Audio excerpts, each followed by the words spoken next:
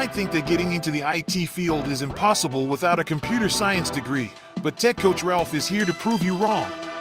Get ready for some jaw-dropping revelations on how to break into this lucrative industry. Listen up, tech enthusiasts! Are you ready to break through into the IT field, but feel like you need a computer science degree to make it happen? Think again! Tech Coach Ralph has some exclusive, mind-blowing secrets to share with you. Get ready to be blown away by his jaw-dropping revelations on how to break into the tech industry without a computer science degree. So get your notepad ready, because Tech Coach Ralph is going to change your life forever. Buckle up, because you're about to embark on a journey to success in the IT field.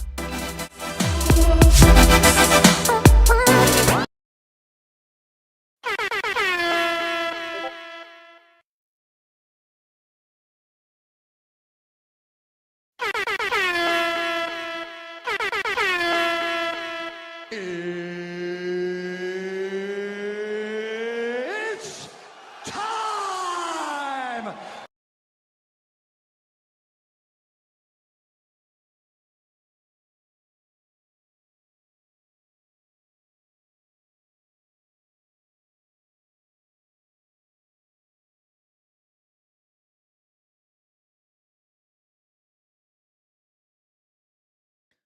Welcome back to another Thursday night. Tonight is Thursday, March 7th, 2024. We're already 7 days into March. Can you believe that?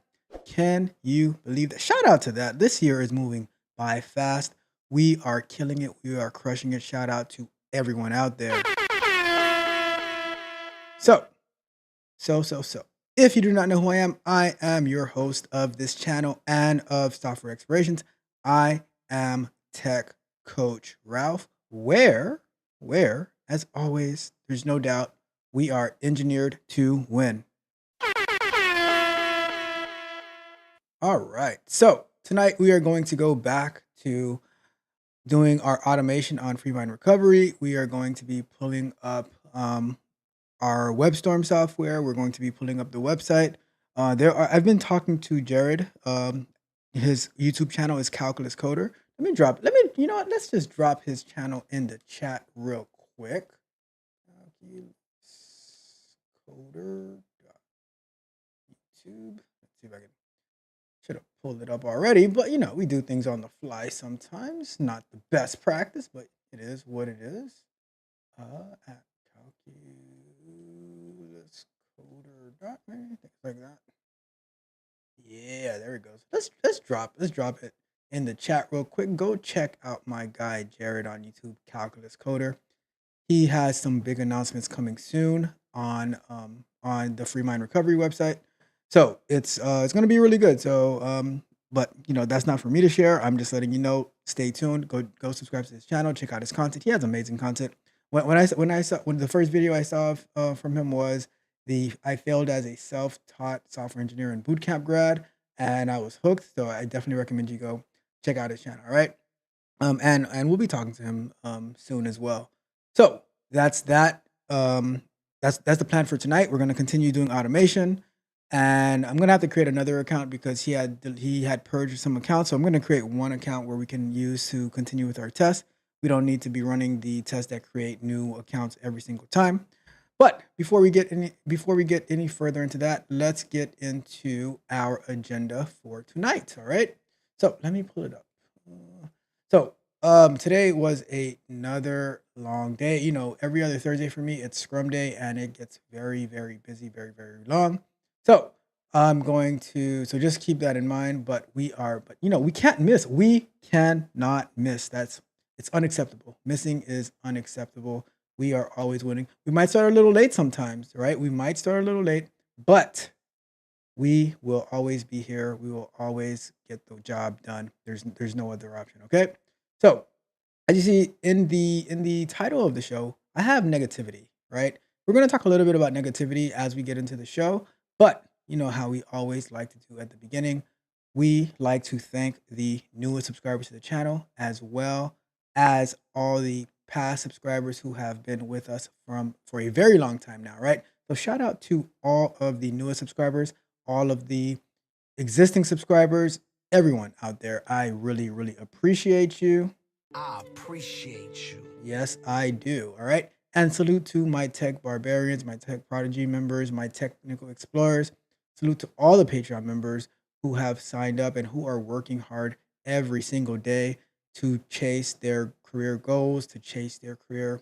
I'm not even gonna say dreams, right? Career objectives. I hate dreams. I don't even know. Like I rarely dream, to be honest with you, right? Because dreams happen while you're sleeping, and things don't get done while you're sleeping, right? You have to be present, you have to set goals, and that's why I like to say we chase our goals, we accomplish our goals, right? Not only is it important to chase it, it is also important to accomplish your goals, all right? So and that's what I focus on this channel, in the Patreon, and people whoever I talk to one-on-one, it's about achieving our goals, crushing our goals, right? And that's going to lead to the negativity topic, but I will save that for later, okay? Let's jump into our live show schedule, right? So we have our morning shows right now. Right now, it's Mondays and Wednesdays. I have to take Friday off for now, but maybe I'll do it on Saturdays. Maybe I'll do it Friday night. I don't know yet, right? But just bear with me. I'm gonna figure it out because hey, I still have work to do, right? Because taking that Friday away is taking a personal work day away, right? I still go to my regular job, but the Mondays, the Wednesdays, the Fridays, that's work days for me, my personal work days. The Tuesday night, the Thursday night, that's Tech Coach Ralph's work day, right? Every single hour of the day, it's allocated wisely, right? And you know that not to mention the time cost calculator, but every single hour of the day, every single minute of the day should be allocated wisely, right? So there's still work to be done, and we're gonna figure that out, right? I'm gonna figure it out, and then we're gonna continue. We're gonna not get back to work. We're gonna continue working. Okay. So that is the plan. That is the goal. I will let you know about that. So Mondays and Wednesdays right now, 7:15 a.m. Eastern time. We are doing coffee and kata in the morning. We review a couple of news articles. We have a cup of coffee, and we are working through our Flutter mobile app development. I just implemented some really, really cool features that we were talking about yesterday morning about adding a dialog box on an error, stuff like that. Gonna reach out to the person who gave me that suggestion. Shout out to MQA. For those who know who MQA is, you know. For those who don't, you should know who that is, all right? They gave me some really, really good advice. Advice, recommendations, however you want to call it. And that's what we're implementing. And I'm going to reach out to him and show him, like, hey, what do you think about this? And get some feedback. All right. So that is, this is what we do. We work. I put everybody to work. All right. And that way, directly or indirectly, you're going to be gaining some experience in the IT industry if you are willing to put in the work. Not everybody's willing to put in the work, or maybe we'll talk about that later. Anyways, so Sunday afternoons, we have software explorations. We are working through Terraform. If you are interested in DevOps, if you're interested in infrastructure as code, if you are interested in AWS and stuff like that, and we're definitely gonna get into more areas like this past Sunday we got into Mongo with Atlas, Terraform. We're gonna get into Azure. We're gonna get into Google Cloud Platform at some point. If you're interested in DevOps, interested in infrastructure as code, AWS, Google Cloud Platform, Azure, Mongo, then you want to tune in on Sundays, right? I don't ask you to tune in every day or every show or whatever, but the ones that are related to your interests, I highly recommend you tune into those, right? So if you're interested in mobile development, tune in the mornings or watch them on replay. If you're interested in DevOps, tune in on Sundays, right? Sunday afternoons, where we're talking about Terraform, we're talking about AWS, like cloud engineering. We're talking about databases, setting those up, all of that, right? So Sundays are for you. If you have questions, right? If you want to ask me a question, if you want to talk, like if you want to call in, right? Tune in on Tuesday nights. We have our Q&A session. We had a great Q&A session this past Tuesday, right? And we should be coming up on a cybersecurity Q&A very soon. I'm not sure if it's going to be this coming week or if it's going to be the week after. I have to talk to Socks about it, but we shall see. Right? But if you have questions, tune in on Tuesday nights, right? And then Thursday nights, it's more QA focused right now. So if you're interested in QA, being a QA engineer, see, I don't even focus on QA testers, right? I think the QA tester role, QA testing will always be around, but the QA tester role, the dying industry, right? I'm sorry to say, it's a dying industry. So if you are interested in being a QA engineer, or you are a QA engineer and interested in leveling up, then I would highly recommend that you would tune in on Thursday nights tonight, right? Because we're going to be continuing. Like last 2 weeks, we had a bus working on the Netflix safe test, but it was an exploration. We learned a lot. This week we're going back to our automation, working on a free mind recovery. So there is something for you, depending on your interest in IT and tech. So I'm just putting it out there. I'm going to go through it one more time, right? There's the morning shows, Mondays and Wednesdays right now. We're doing Flutter mobile app development in the morning. If you're interested in mobile app development, Sunday afternoons, we're working on infrastructure as code through Terraform. And then we're going to be going into DevOps as a whole, right? So that includes Packer, Ansible, Docker, all those tools, right? Maybe Kubernetes, yeah, maybe. And then Tuesday nights, we have our Q&A sessions. If you have a question, and like, shout out to Mitch already here. Mitch has some great insight. Like he is like my co-host who's not live on the air with me. He has some great insight. So if you're not here for me, at least come for Mitch, right? Because you will never hear him talk as much somewhere else. Don't tell him I said that, but you will never hear him talk as much somewhere else. All right. So just letting you know, if you don't tune in for me, definitely tune in for Mitch, all right? Because he will give you some amazing insight in the chat. All right, and then we have Thursday nights, or we have our software explorations where we're focused on QA, right? So definitely tune in, come and have some fun with us, all right? And then we have our pre-recorded content. Shout out to the pre-recorded content. I really enjoy the pre-recorded content. It's a bit of work to get those recorded and edited and stuff like that, but I really enjoy that content that I'm able to make available to you, so that you can have something. Like it's so much easier to get those pre-recorded content and those direct hits, because a lot of times on the live stream there's so many things going on, so many different conversations, so many, like, it's so much work that's happening that it's not as focused as those pre-recorded content. So definitely check out the pre-recorded content. Like, definitely hit the notification bell for those, right? We have Mondays, Candid Conversations. It's just different thoughts that I have, different things that I see. Like the quick hit that I might touch on negativity might become a full candid conversation. But it's just different thoughts that I have, like different experiences that I've had. This coming Monday, or I don't know, but it's in a Monday, is going to be a conversation about a job interview experience and how I dodged a bullet. I did, right? So we'll have that conversation. It'll be a little fun, but it's very serious though, and it's going to give a lot of insight on how to use your spidey senses, right? On like making career decisions, right? So that's going to be coming soon, either this Monday or the one after, maybe the one after, or maybe this one. I don't know. We'll find out, right? And then we have Wednesdays. We have software explorations, concept and overviews. This yesterday we talked about risk management. Next Wednesday we're going to talk about compliance in the GRC framework. We're talking a little bit about cybersecurity, because cybersecurity, believe it or not, is all around us. Every single person plays a role in cybersecurity, and educating everyone on that. Hopefully that it makes us more well prepared. Okay.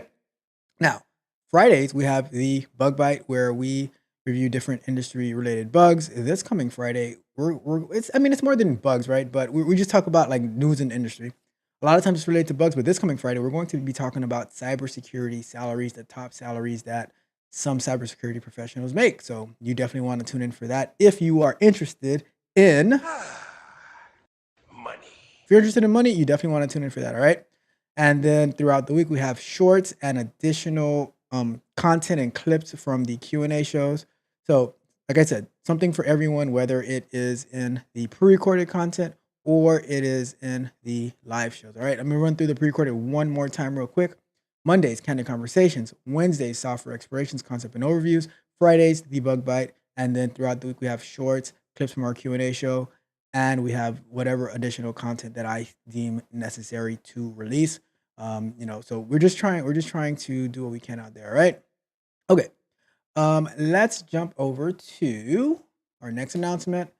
Sox University is up and running. So let me get that link real quick. You definitely want to go check out Sox University. I'm going to drop a link to that in the chat so that you can you can get involved in cybersecurity training, right?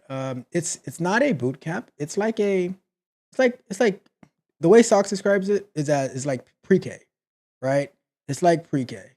And that way you can get an intro to cybersecurity, and you get access to a VPN, and you get to navigate around and do these challenges that he's set up. There's going to be more courses coming soon, but you definitely want to try that out. And and the thing is, which I'll also touch on this when I talk about like the coaching, but the thing is, it's a low barrier to entry, so that you can get a feel of what it's like to be in these roles, and and that way that you can see if it's really for you, right? Because the thing that hurts me the most, right, is you go. Let's take a QA bootcamp for example, and I'm not talking bad about boot camps right now, Mitch. I am not talking bad about boot camps. Okay, um, but you go to a boot camp and you pay like six, seven, $8,000, and let's say it's a QA boot camp, right? And then and you're not like adequately prepared. So then now, after paying all that money, you go out there and you find out like it's really hard to get in, and you get discouraged, and now you quit. Now, not only have you wasted $8,000, you're also you're in debt to that, and like you didn't go anywhere different. And that's why Socks and I, like through my coaching and through his Socks University, try to keep the cost low, so that you can get a taste of what you're getting into, to see if that's something that would be really for you, or or maybe it's not for you, and maybe when they said anyone can do tech, or just what was it like, just learn the code, you saw it's not as easy as they made it seem, right? Because if it was that easy, they wouldn't be requiring people to get a 4-year degrees, and even getting those 4-year college degrees, you're still not prepared, right? But you're a lot closer. So throwing that out there, check out my guy Socks University. The link is in the chat. All right. And what else do we got? We got Chaos Camp, of course. I'm just like I've spoken enough about Chaos Camp. I'm just gonna drop a link to Chaos Camp. Go level up your skills. Try Chaos Camp, and Don has the same sentiment of my heart, right? And Chaos Camp is completely free. Go try out those challenges, level up your skills. Um, the audio validation challenge is awesome. The what was the other challenge? The rock paper scissors challenge is awesome. The AI testing challenge is awesome.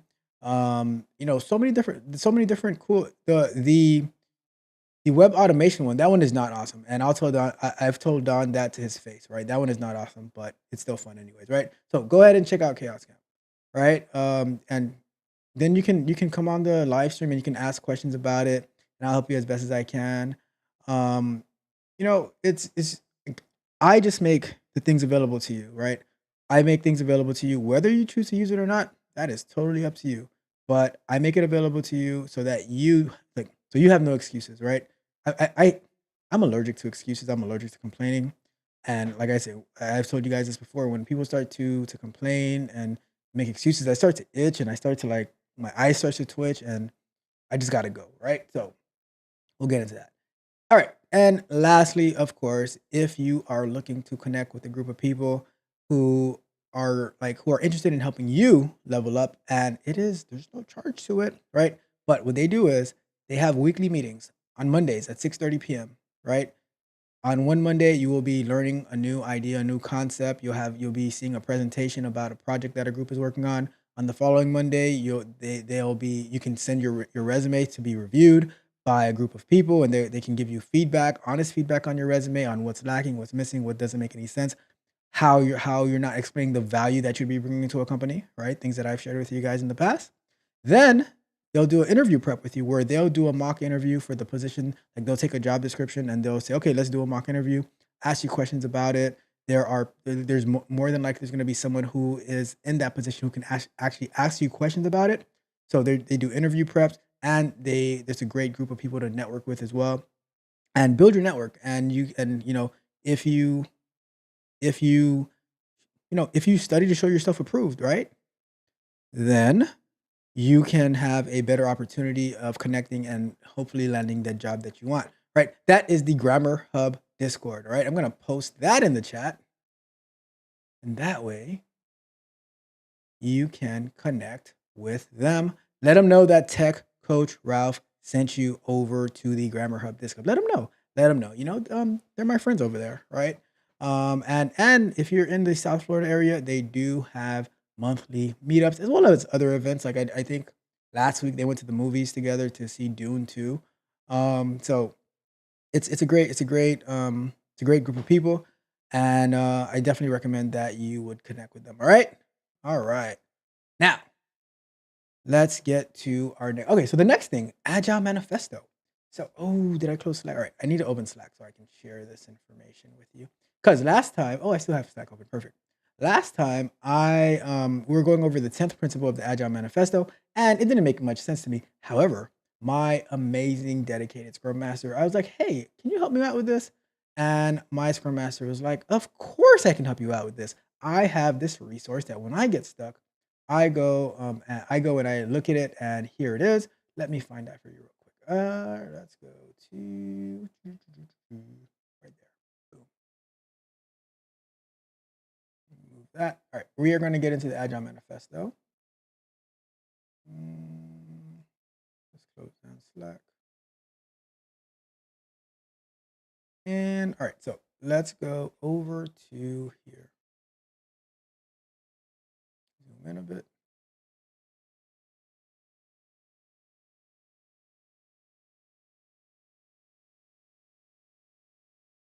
All right. Before we go to the Agile Manifesto, let me check out the chat real quick because I've seen it's been pretty active. All right. So of course, I got my guy in the chat. We got Mitch here. We the best. And what perfect timing to get that, right? Like Mitch says, thumbs up, like the video, share the video, subscribe to the channel, hit the notification bell so you can know every single time that we go live. Then Mitch says, I'm a cool introvert. Yes, he is. Yes, he is. And so am I. Like you might, I don't know. You'd be surprised how much of an introvert I am, but I am. All right. But when I put on the Tech Coach Ralph hat, there's no limits, right? That's the one you get the superpowers. And then he says, yeah, I'll have I'll have questions for that too. Interview things. Yeah, that's gonna be a pretty good video. And good, my goodness, good guy is in the building. I am always so happy to talk to good guy. And good guy says, excited to hear about dodging bullets. Neo would be proud. Yeah, I was like,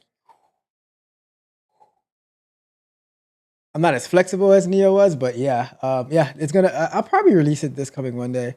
I just have to edit it and stuff like that. That way, I won't have to record this weekend for Candid Conversations at least. But yeah, and let's keep going. We have a celebrity here. We have Sharon in the building. Sharon says, "Hey, coach and chat." What's going on, Sharon? So happy to have you here. You know how much I appreciate you. I appreciate you. All right. So, all right, let's get into our agile principle. And for those who know, there's something happening on Saturday night for those who know. But that's going down in a that's that Fight Club, all right? So we'll leave that as that. All right, so let's jump in to Agile principle number 10. We're revisiting Agile principle number 10, okay? Let's go to here.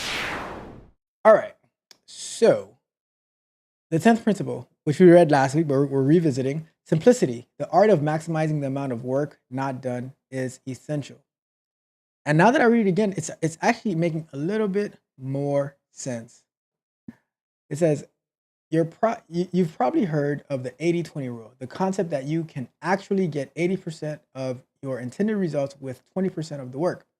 Agile principles encourage thinking this way, doing the things that can have the most impact. In a product management context, this means having a laser-sharp focus on organizational objectives and making some cutthroat prioritization decisions. Agile principles discourage building merely for the sake of building by emphasizing the importance of being strategic and building with purpose, right? And like, and this is why, regardless of what all the other idiots say, Scrum Masters are essential because they always have like those procedural answers on how to best explain things, on how to like some of the retros and the story mapping sessions that like and like the things that they come up with, that the Scrum Masters come up with. I'm like, how did you even think about that? Like, I'm sure they have like a bunch of templates and stuff like that, and things to choose from. But I like I don't have the social skills to come up with these cool ideas that they come up with. So people try to downplay the importance of Scrum Masters, and I think that they are only hurting themselves. And they don't want accountability. Scrum Masters keep you accountable, and I love accountability, and that's why I put myself in my own stand-ups. Where I have like 3 stand-ups. All right, I digress. Right, I digress. All right. So if we look into how it looks in practice, product managers need to make very focused product decisions and closely align product strategy with organizational goals while being extremely picky about what user stories and features actually make the cut. Using prioritization techniques to prioritize initiatives by effort and predicted impact is one of the ways product teams can apply this agile principle to product development. The short sprints that agile is characterized by present many opportunities for rapid testing and experimentation, which can help reduce uncertainty around whether initiatives will truly help the predicted impact. Using the experiment to validate these ideas before building them up to spec is a great way to weed out bad ideas and identify good ones, right? So it's all about doing what's impactful. And when I talk to you guys about like, hey, on your resume, you have to show and express the value that you've brought to your previous companies in your roles, as well as your new as the company that you're going to, the value that you bring to there, right? So that's why I find this very important. And coaching people and working on like developing software and stuff like that, you can easily focus on the things that are not important, and then you end up wasting a lot of time. Like I always tell you, time is money. Value your time. Don't let any like respect your time. Don't let anyone disrespect your time, right?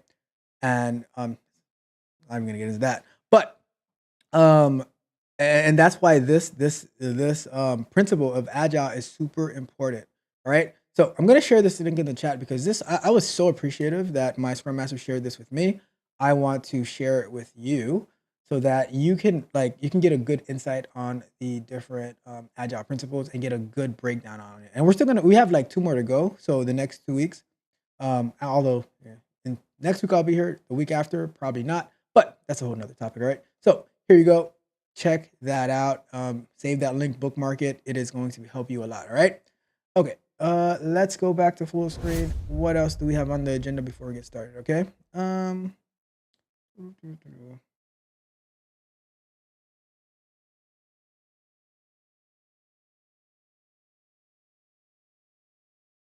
Okay, so let's do this. Let me check out the chat, and then we're gonna get to work, okay?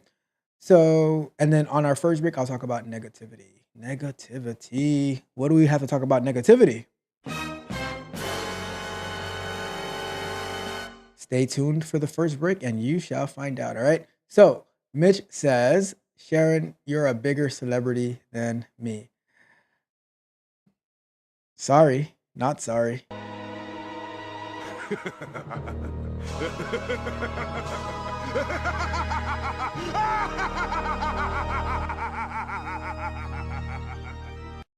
But to be fair, bitch, you are the biggest celebrity when Sharon isn't here. Just being honest. Just being honest. All right. All right. Bitch, as project managers are taking the Scrum roles, meaning companies are using project managers to do Scrum Master work. They they probably are, but it is such a bad idea because that is a conflict of interest. And even if it's not a conflict of interest, it definitely is an appearance of a conflict of interest, if you know what I'm saying. All right. So I'm just saying. All right. And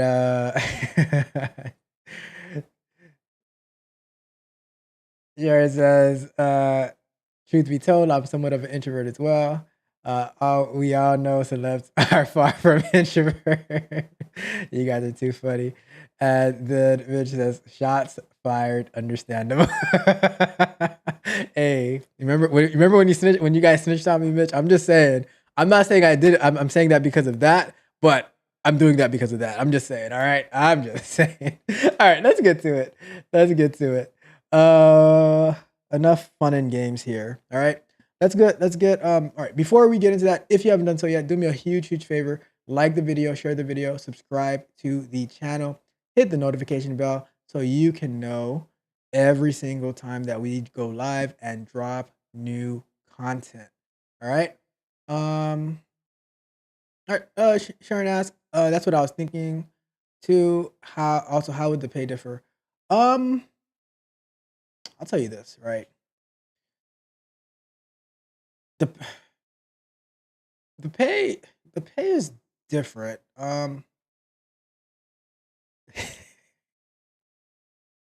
The pay is different. Um, Depending on the scrum master and I mean, the location matters and stuff like that. But I mean, I'll give you an example, right?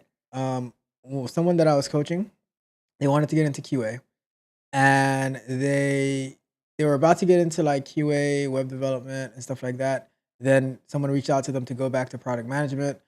They got offered about almost $50,000 more to do product management, right? Than to be a like entry level web developer. But they did have like project management experience, or product management, not project, but product management experience. So it can be in the high. I mean, it can be in the mid hundreds as a product manager, product owner, product manager, because like you're the one who like it's a lot of communicating, and if you're technical, like you're even more marketable because you can understand you can understand what the engineers are talking about, and then you can also relay it to the stakeholders who might not be as technical. Scrum masters, they I would say they get paid a little less than I mean it might be a lot less. It just depends, right?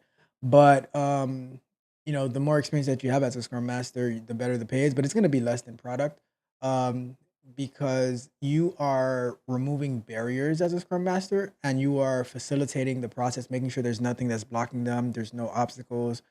You are like running the numbers to make sure like how much work can the team handle and stuff like that. It's a different dynamic. I do think that when you blend either product management or product management or project management to also be the scrum master, it can blur the lines, and the a lot of times product owners slash managers, their interest is more focused on the stakeholders, while the scrum master's interest and focus is more on the team, the development team. So and that's why I believe you need like both of them to build that happy harmony. So like when the product manager is trying to or owner is trying to push something, the scrum master can say, hey, but like this is the situation they're in, and this is how we're gonna meet a happy medium, right? So that's we can also look into it a little bit more during maybe our second break. We can look at the pay for product managers and the pay for scrum masters. Um, we can do that. And Mitch says, "Wow, you be holding grudges." I do not. I just never forget. I never forget. I remember. I remember what happened in like fifth grade. Just right. Um, and yeah, I was referring for product, and Mitch says, "Yeah, product pays well." And Mitch says, "With product, you speak with stakeholders a lot, trying to influence outcomes." Yep. And Rob, we be saying the same things. We on the same page. Yep. Yeah, I know. That's like that's why I said you're my co-host from the chat. Like if I miss, like you're always on top of it. So I again, Mitch, again. I appreciate you. All right. All right. All right. All right. All right. All right.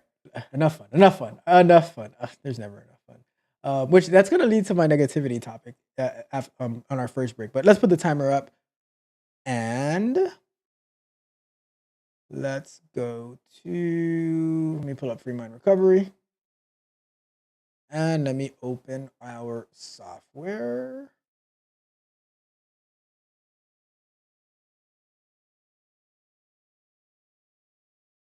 Let's see. Where's my software? All right, there we go. Where did it go? Okay.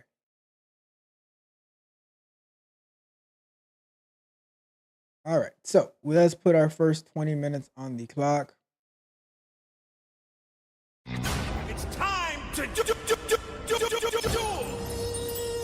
All right, so we are on Free Mind Recovery. As I always like to read this description real quick, just so you can be familiar with what the website that my friend Jared is like. It's his business, right? Free Mind Recovery is a nonprofit organization dedicated to providing anxiety disorder recovery services to individuals across the globe. With us, experience the path to tranquility, confidence, and true liberation from anxiety at no cost. Shout out to the no cost helping. Free Mind is 100% free and committed to supporting you in discovering a life filled with calm and freedom. All right. So that's what Free Mind Recovery is. I'll drop the link in the chat to Free Mind Recovery if you want to sign up and check it out, right? Navigate around, pretty cool site. All right. So what I'm gonna do, because let me see, am I able to log in? Let me create I'm going to create an account real quick. I don't know why I'm using that keyboard. All right, so let's say, and we can go with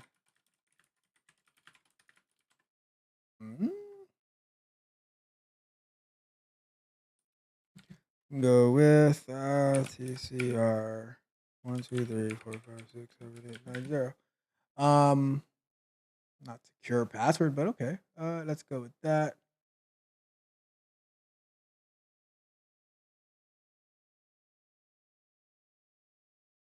Oh, okay. I guess let's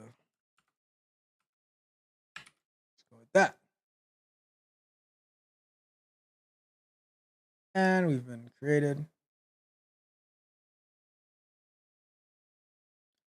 So where we left off when we were working on this was whatever. Where we left off was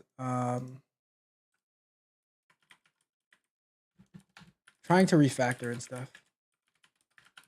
Trying to implement the page object model. So what? Oh, okay. Hold on. Wait a minute. I have to verify my email address. I wonder if that's new, because we didn't have to do that before. Oh yeah, I think I spoke to him. He said he was going to implement that feature. Cool.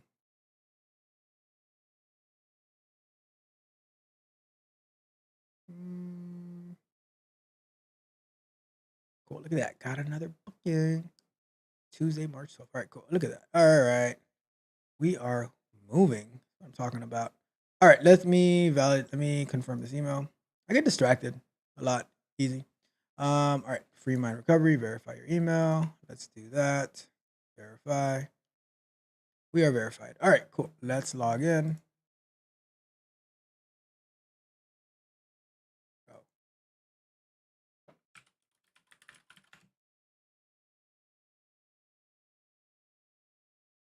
Excitement distracts me, right? So I'll see, oh, you got a booking call or a consultation or a coaching call. I'm like, oh my God. And then I forget what I'm doing. Because I love working with you guys. I love to try to help you guys grow and level up your technical skills. Okay. So where are we now? Let's go ahead and close this down.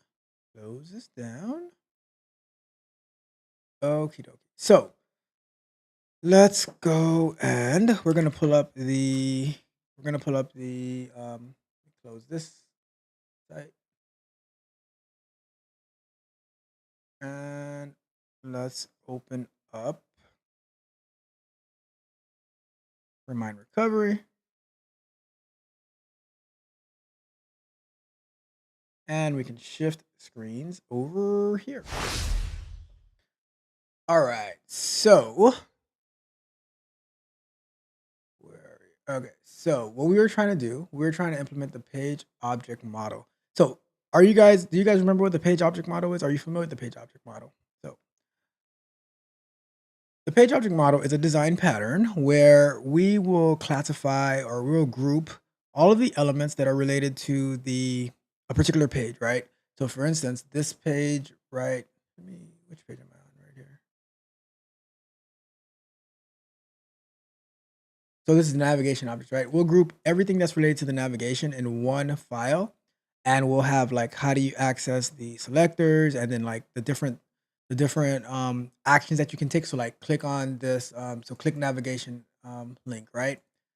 So that's how that works, and and the reason that we do it is because it is easier to update in one spot that it can update many tests instead of updating like this like a bunch of tests, and that makes our test like really unreliable, unsustainable. So you can have about let's say 100 different tests, right? That all have to log in, and if you had to go and update 100 tests, you would definitely make a mistake, and it'll take you forever, right? You might as well just test it manually at that point. But with the page object model, what it allows you to do is have one file that has the selector and the code for like logging in, and then you can use that across like all of your 100 tests because your 100 tests are going to call that, right? So that's why the page object model, that design pattern is super important as a QA engineer. A lot of times, like developers and engineers, they might say, "Oh, like why are you doing it that way? Because we would do it this way." Well, the reason that we do it that way is because that is a practice that is useful to QA engineers, although it might not be useful to the software developers. And that's why we are not the same. We are all working towards the same goal and mission, but the ways that we get there are different. So that is something that's why we do it that way. All right. So let's see where we're at. We have down here register test here. And what we're trying to do is we're trying to implement like click on the navigation objects.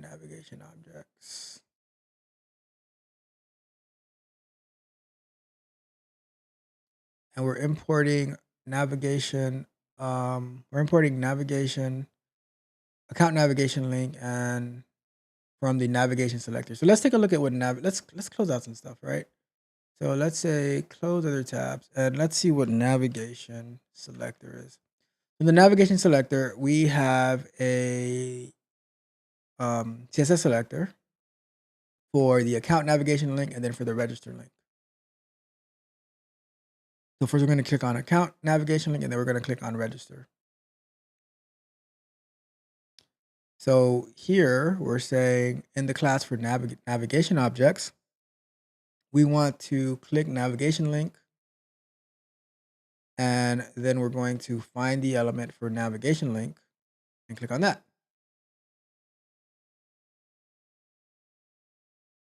All right, so I don't remember what error we had when we were trying to do this, but we're gonna put it back in and we're gonna see what happens. Let's see.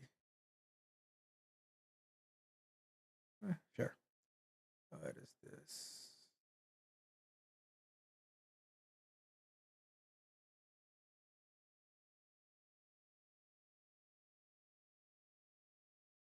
All right, so we had the issue with the driver.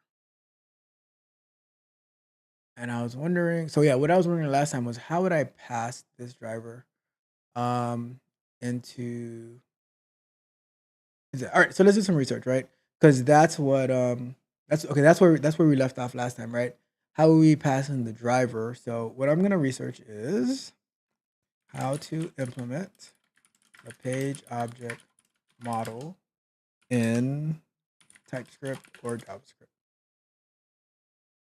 And I don't need videos to do that. I just need the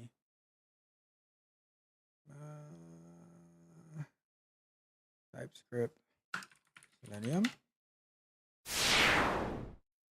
Let's see what we got. Page object model, Selenium and JavaScript. Let's see what they have over here.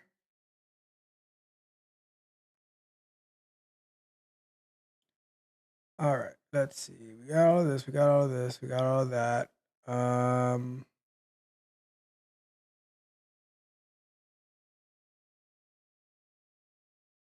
Home page extends base page.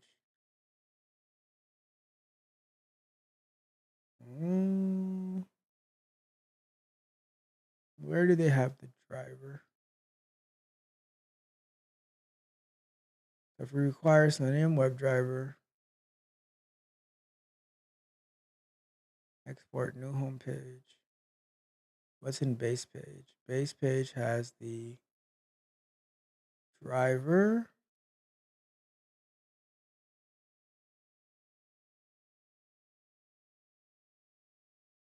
Let me see.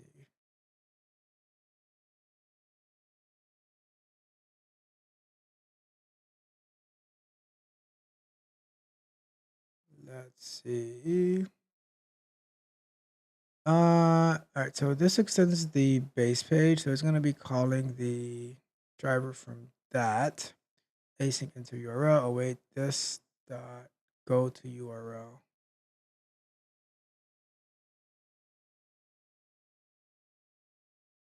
Interesting.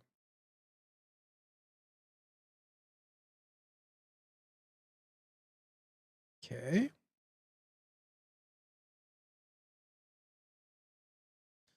Figuring out in JavaScript is a little different than how I do it in Java and Python, but it's all good.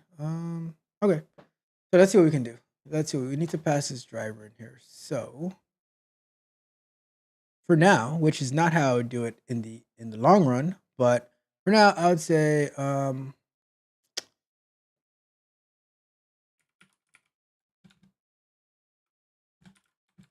if I can do this. If I pass in this driver, I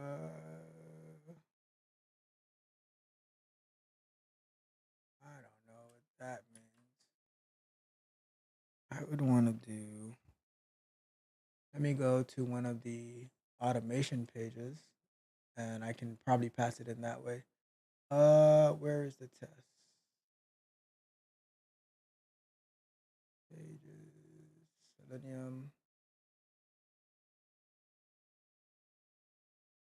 Oh, it's down here. Okay. Let me see. Where do we declare our driver?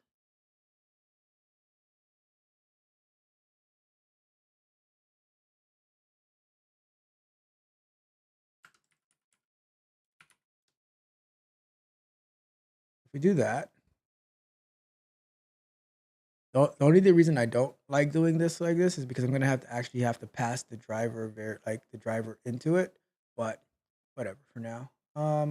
We might not even need this, but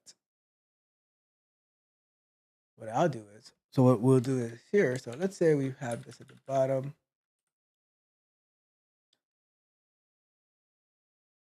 And here we say, go to account navigation, do an async.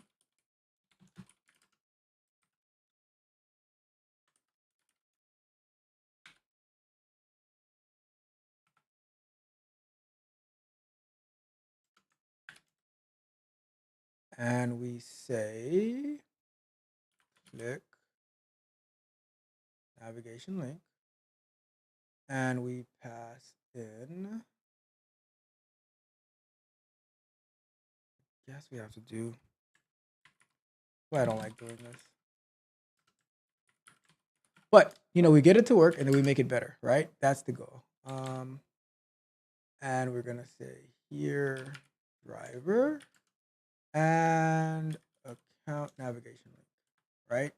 So that should be clicking on the account navigation link. What do you want? You want it to await in there? All right, cool. You got your await. Still not too familiar with the asyncs and the awaits yet, but it's all good.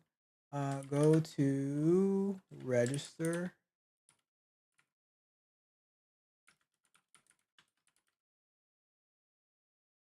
And sub menu. Right, like I said, I like to make it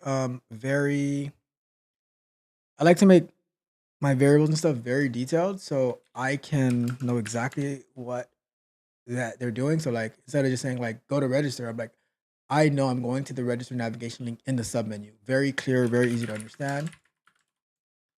And then we're going to say await this dot click navigation link, and we say driver, and we're going to say register navigation link, right?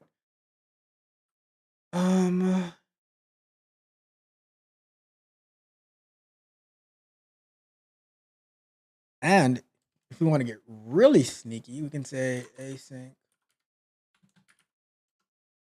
go to registration page, and we can say driver web driver, and we go to await, and we say this dot go to account navigation link, and we say driver here, and then we go to await this dot go to registration navigation link in submenu. We say driver, and now what happens here is in our code we can just call this method right here, and it's gonna go to all of this, right? And the thing with the page object model, oh my god, thank you Andrew so much. Shout out to you, Andrew. Shout out to you, coming in clutch.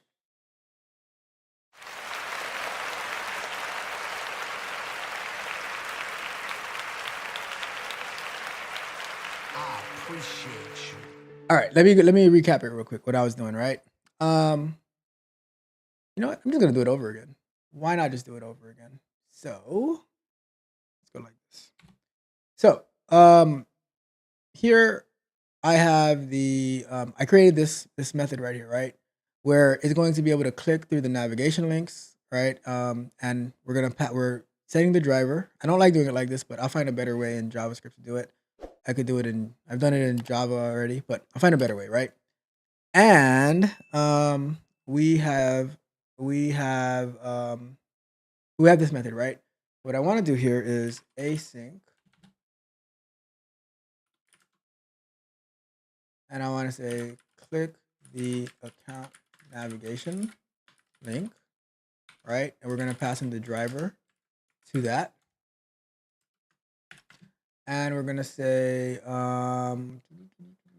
await driver dot click. No, that's not what we want to do. Click navigation link, pass the driver, and we're going to pass the account navigation link, right? And then on the next one, we're going to say async click the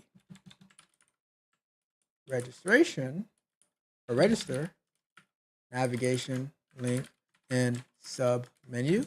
Like I said, I like to be very detailed, even if my variable names or method names are very long. I like to be detailed, so when I come back to it, I'm like, okay, this is exactly what it's doing. I'm like, oh, what was this again? I hate to be the type of developer who gets like super confused by their own code. I don't want other people to get confused by my code. You know, so like I thought to push this to GitHub, and Andrew's looking at it, and I don't want him to say, what the heck is this, right? That's embarrassing, you know? Yep. So I want it to be clean, and and that's why I have like these long method names and variable names, right? I say this dot click the navigation link again, and we're gonna say driver, and we're gonna say the register navigation link. And I have no idea if this is gonna work because I don't do JavaScript and TypeScript, right? But we shall find out. We shall find out. All right. So now I'm gonna do. So I have these two methods, right? But in the code, I want it to be as simple as possible, right? So I want to say async. Now I'm just gonna. This is the method that I'm gonna call inside of my test, right? Async go to registration page. And Andrew, let me know if this will work because I have no idea, right? I'm just going based off what I would do in Java and Python. Like I said, I'm not a JavaScript or a TypeScript person, but you would know way better than me if this is gonna work, right? I'm saying await, and I'm gonna say this dot click the account navigation link, and we're gonna pass the driver into that, and then I'm gonna say await this dot click the register in submenu and pass the driver to it. And then here we go. right? So now all I should have to do is call this method right here. And inside of here, and it should pop up. All right. So let's find out if that's the case. And you see how we this right here is calling from here, but we don't want to have like this ugly code here, right? And what we can do is Lunch break. Lunch break. oh, lunch break time. Let's finish this up real quick, right? So let's throw in these weights real quick. So you can see you're gonna see how clean the code will end up looking, right? I'm gonna and how clean the test code is gonna end up looking. I'm gonna take this right here and I'm going to drop it into here. Okay. And I'm going to take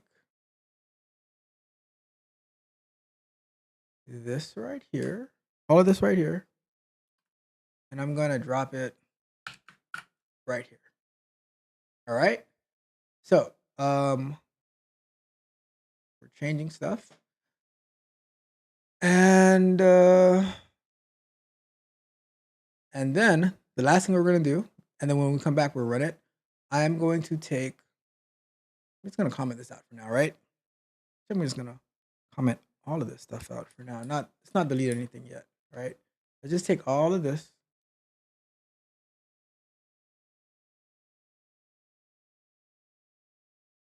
Comment all this out, right? Oops.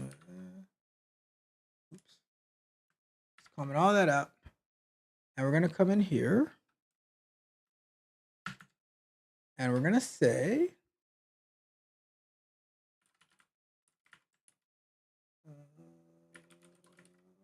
I have to import it. All right, let me import it and then we'll go to break. All right, we're gonna come up here and we're gonna say import. We have to export, don't we? Let's see. So if in here we say export,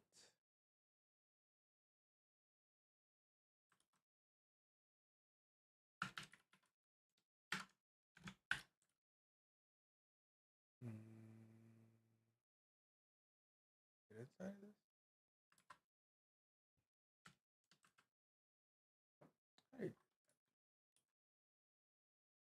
How do we export again? Export.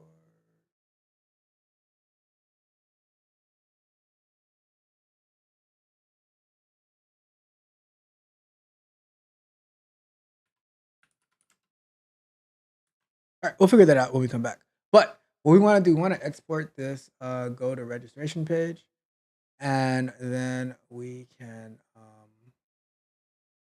once we export that, then we can import it here and call that up, all right? So let's go to break. We'll get that part when we come back. Thank you so much, Andrew, and thank you for being here. And I'm happy to see that you're doing better. I hope you make a very full recovery. But thank you so much for catching that. Sometimes I don't see it, and I really, really appreciate that as always. And I appreciate you as well. You're awesome.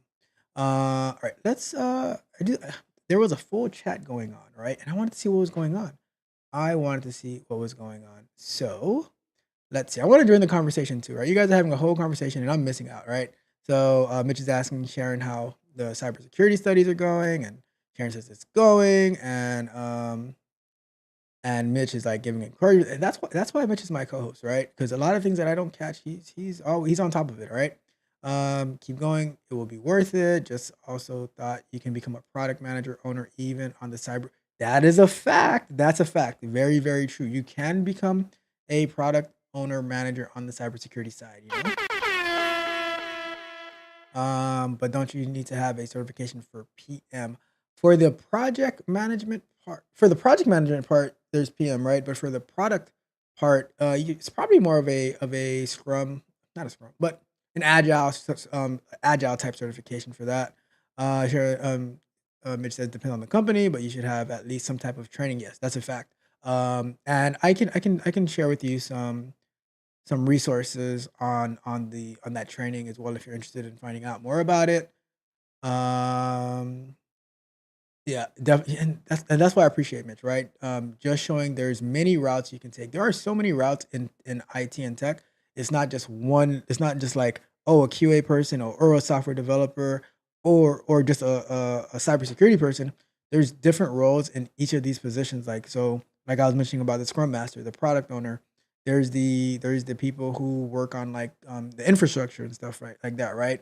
On the security aspect of it, there's so many different things, you know. Um, and Sharon says, I submitted. Okay, I submit. You need to do a class via Zoom because I be wanting to ask questions and this chat typing.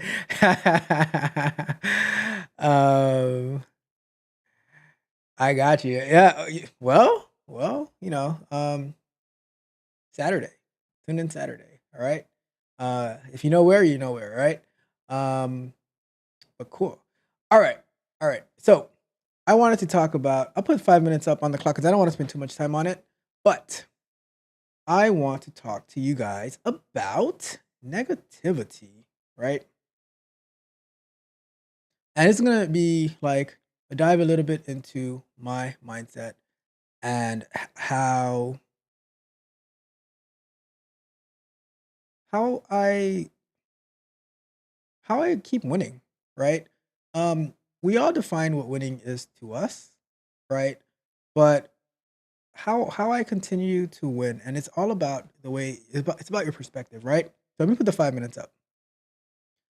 And speaking of negativity, when it comes down to negativity, it's it's all about how you see the world. You can look at the news and see so many negative things happening around, like, oh, like this is happening and that's happening. This crime here, and whatever the case may be, like the news is very depressing, right? But why do we need to have what's going on around us impact us necessarily, right? I I choose to see to be positive, right? And by me being positive, I'm able to accomplish so many things, right? Like I was saying earlier, I'm allergic to complaining and excuses and negativity and not doing what you're supposed to do, right? I always want to put myself in the position to win. So, for example,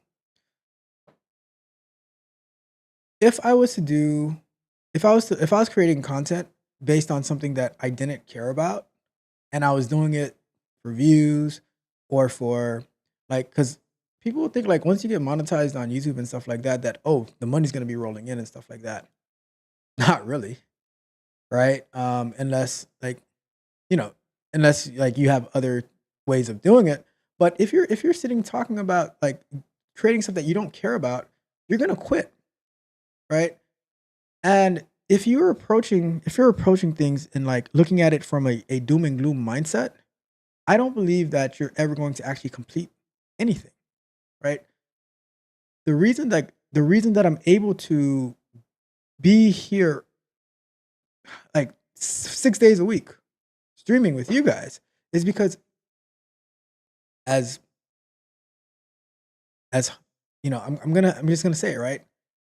I care about me a lot more than I care about you, right? I do care about you, but I care about me a lot more than I care about you. And what I mean by that is when the content that I do is because I want to do it. It makes me feel good. It helps me learn. It puts me on a path. It gives me that drive, right? It gives me that drive. And and I hope that you are able to benefit and learn from it and we can work together and we can share and we can help each other out. But whether there were 1,000 people watching, 100,000 people watching, or it's just me and I'm talking and recording by myself, I'm still getting a lot of value out of it, right? And while I'm always looking to add value into you, the most of the value I'm the one getting it, right? Because it's like I'm having fun and I'm learning, right? Like I can't tell you how much I've learned in the past less than a year. I started, let's say, beginning of June, right? And if you go back to my first video, super, super nervous, right? First live stream, super, super nervous. But I kept at it, learning new technologies, like learning about streaming, right? And then introducing like, okay, let's learn Terraform. Okay, let's learn mobile development. Okay, let's get better at QA. So many things happening at the same time. And now the cycle goes, what I learn on my own, I'm able to apply it at work. What I learn at work, I'm able to apply it here, right? Learning about like video quality and stuff like that. Like I work for a video company. So all of this knowledge is going around in circles. And but if I didn't, if I had a negative outlook, like, oh my God, it's taking so long to get this, it's taking so long to get that. Oh my God, it's like it's taking so long to get people to join for coaching and stuff like that. It All of that doesn't matter to me because the way that I coach, the way that I learn, the way that I've learned to be able to communicate and manage these different things, it's because of having a positive mindset and having the mindset of that there is absolutely nothing and Get a no move one. on. Back to work. Chop, chop. Let's go. Come on, get a move on. Back to work. Back to work. Back to work. Yeah, that was just rude. I was cooking right there, and as I was about to land the plane, this is what I get. This is what I get, right? But anyways, but like I was saying, right? That positive mindset that I'm able to bring to every single thing that I do is what allows me to continue to win and to level up. If I had a negative mindset of like, oh, like it's not happening fast enough, and I don't enjoy doing it, I would quit, right? I would quit.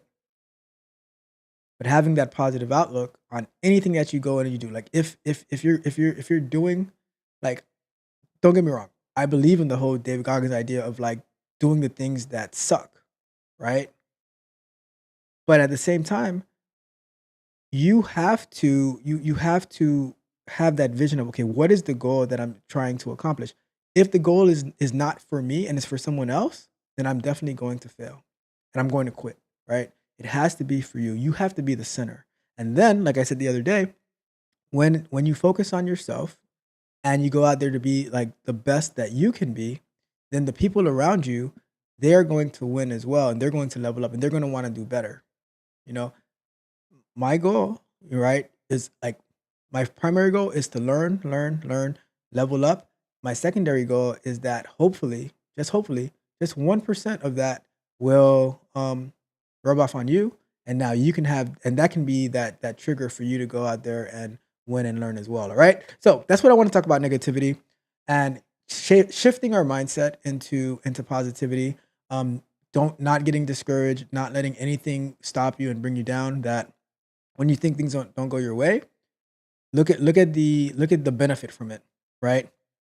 Get that benefit out and say, okay, this is like, although this didn't go exactly as I wanted it to go, this is the benefit that this is the good that came out of it, and I'm gonna capitalize on that good. I'm gonna learn from the bad, and I'm gonna capitalize on the good, so that I can use that to my advantage, and I can win, right? And those are the type of things that I like to share as part of like the coaching sessions as well.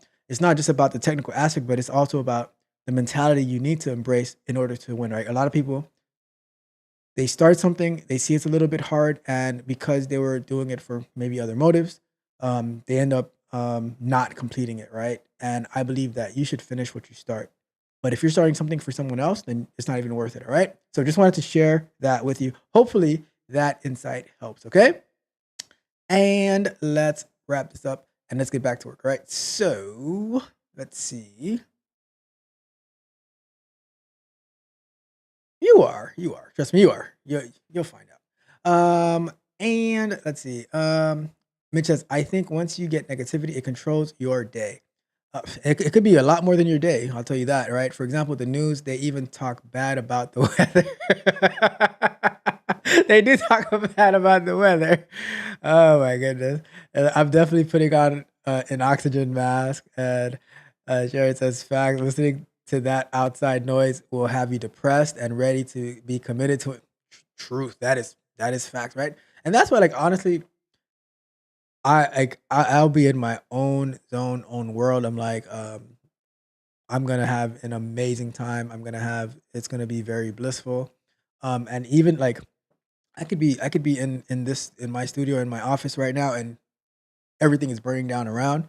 And I can be having a great time. And then my dad said something to me that I always remember. Right, whenever people come to him with problems and stuff like that, and he just accepts it, and he doesn't really say much. And he's like, "Why aren't you saying anything?" He's like, "Well, I don't have much to talk about when I don't have a solution to a problem, right?"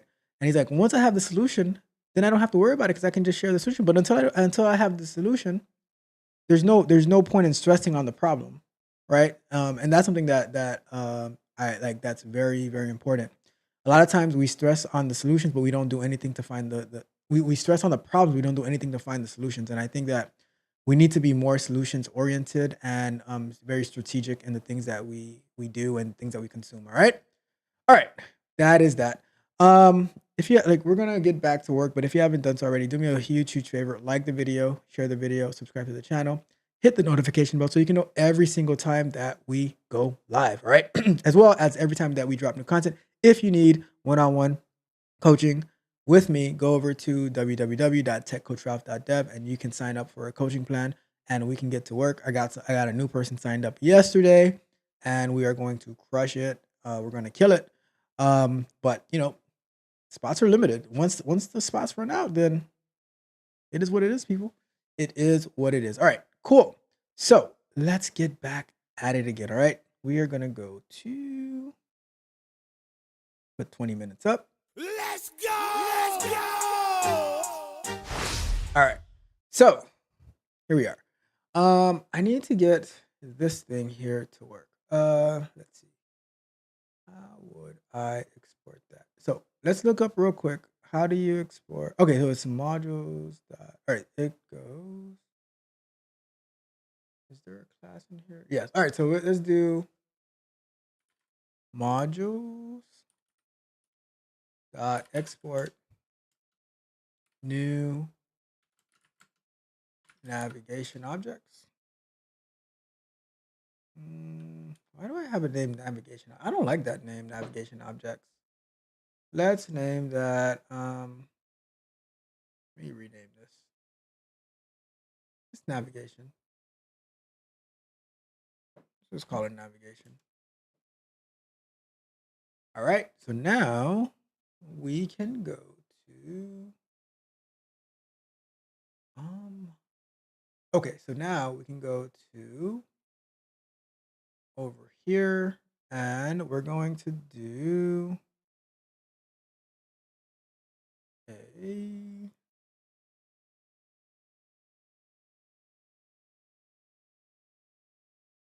Let's see if we do import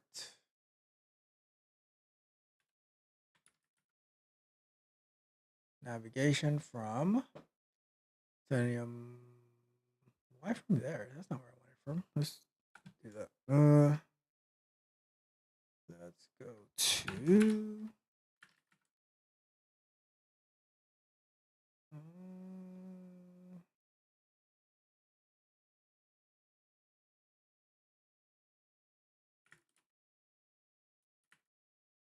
Where is it? Let's see.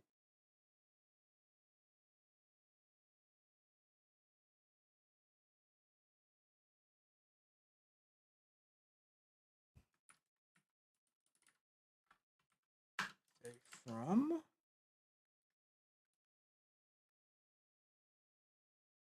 Where is that location from? Let's see. Pages, navigation. From pages slash navigation slash navigation. objects.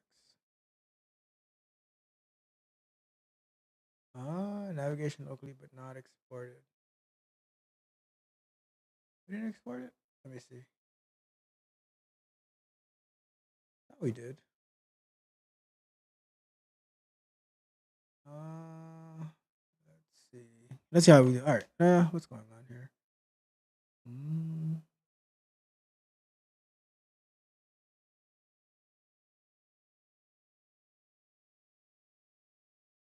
me see.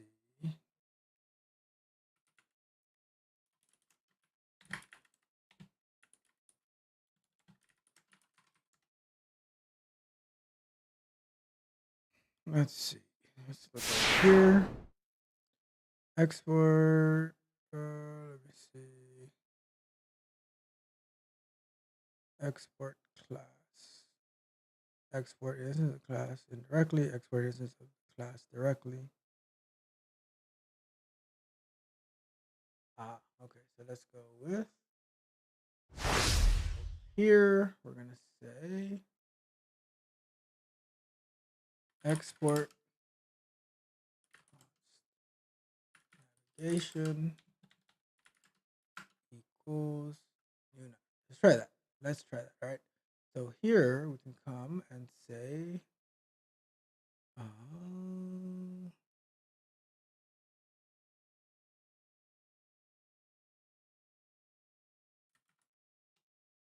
let's try that. Import navigation. So now if we come down over here and we say navigation dot go to registration page and then driver. And we probably need to wait on this, don't we? Yep. So now let's see if we run this, if it'll still take us to the registration page. I'm not going to run this whole thing because we don't need to do this whole thing right here.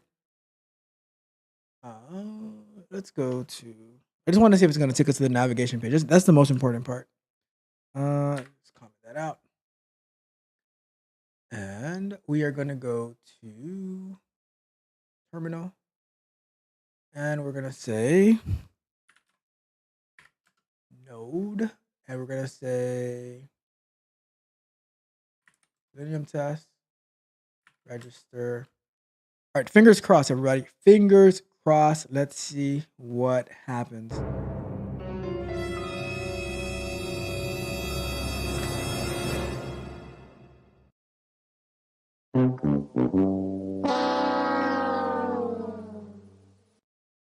Unknown file extension with unknown. What? What are you talking about?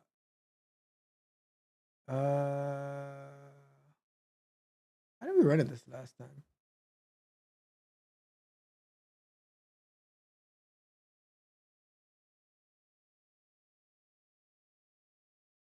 NPX maybe?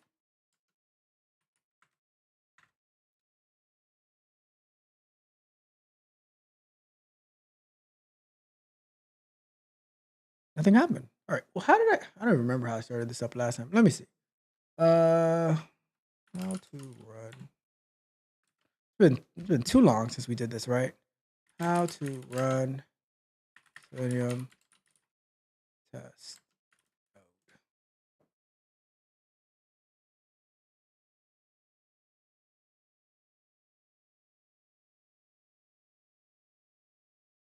Oh, let me see.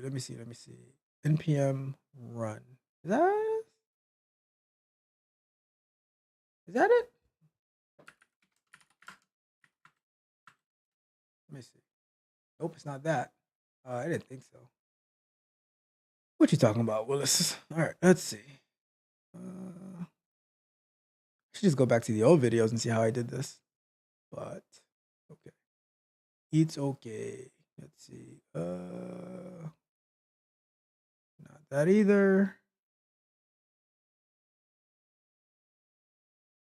Let's see.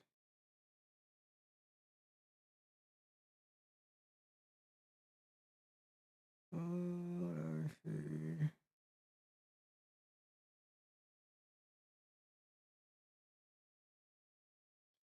It's been too long. I blame Netflix for this. Let me see. Oop. Oh, maybe it's this one.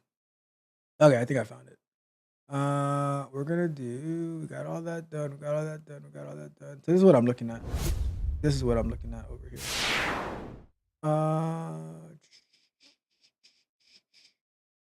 Still don't see it though. I execute it. This is just talk about how to set it up.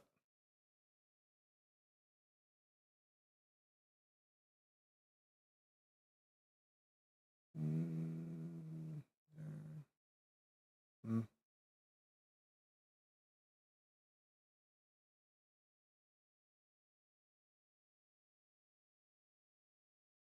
Let's see here.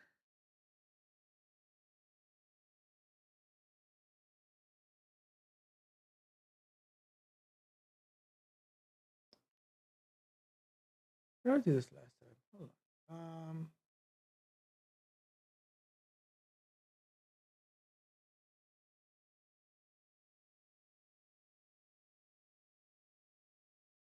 Let's try search again.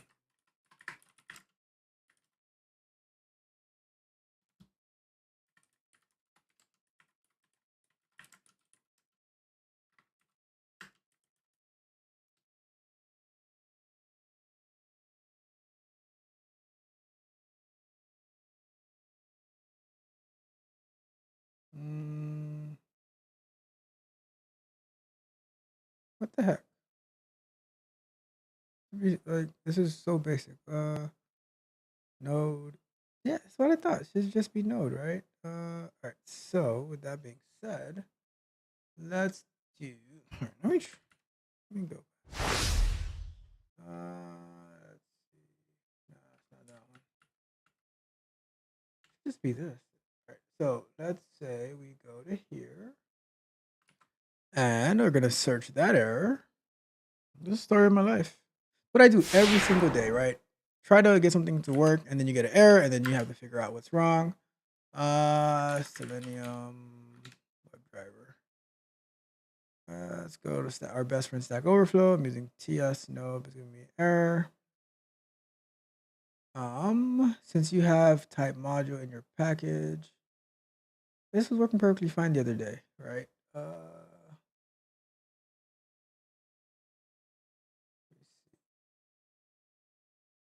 Could be that something changed the other day. Let's try this TS node thing. I know that's not what we used last time, but it's so weird. Unknown file extension.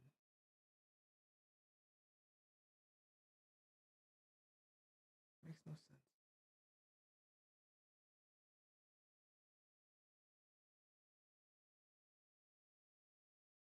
Let's see.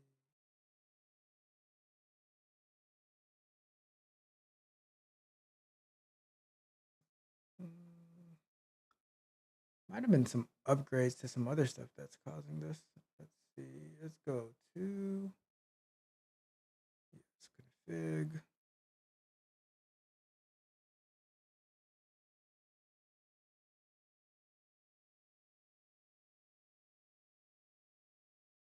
Therefore, you need to add this. So we have that, and we need to have ESM equals true under. So we don't have this. Let's try this part right here. So I don't think that's what it is, but let's find out. Let's go.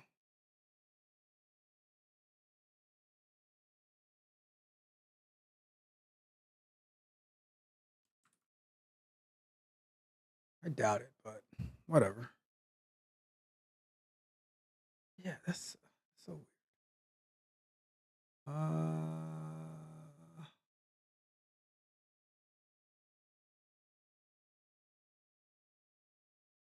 I don't know why it's happening. Must be some changes that I made. Um,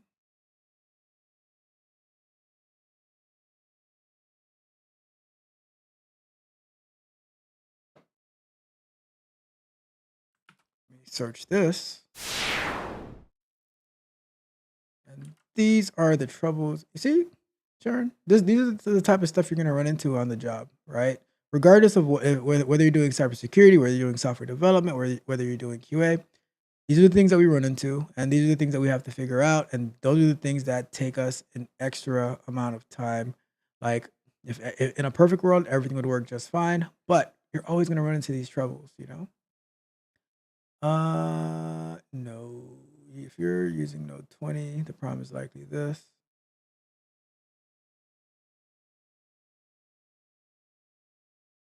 Let's try that. And you get into this trial and error thing until you figure out what it is, and then you're like, oh, okay, because I upgraded, now this other crap doesn't work anymore.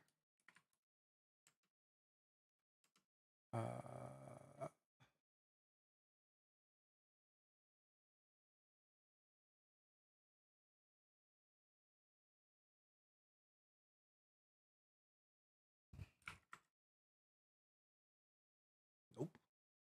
Using Node 21.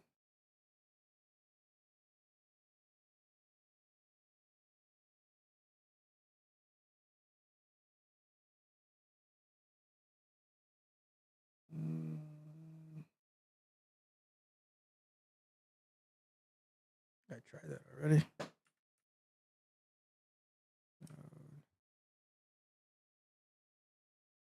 Try that. So weird. This was gonna bring us down tonight. Is this what's gonna bring us down? And then we'll figure it out right after. So, someone else. All right, let's see what this person said. So if we go here, we have ESM equals true, enabling ESM for TS node. I wasn't using TS node before. Type.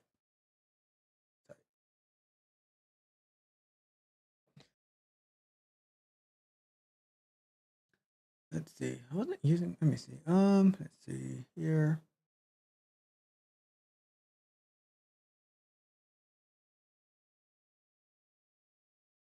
Package.json.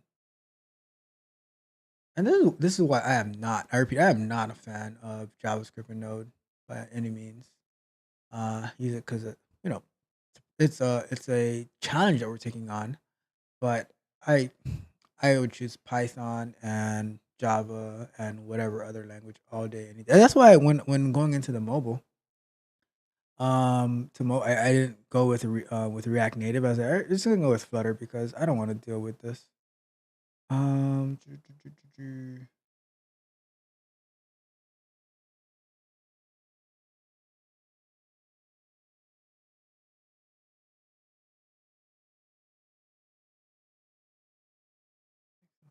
um,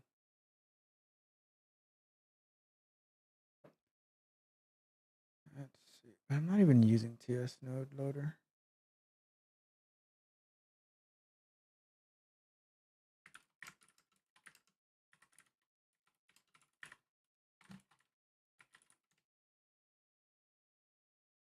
Mm.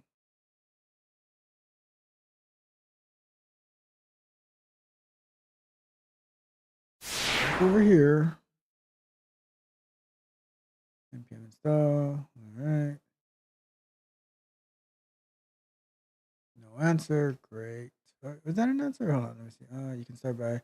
He did that. Did that. Did that. Doesn't help at all. All right. Let me see.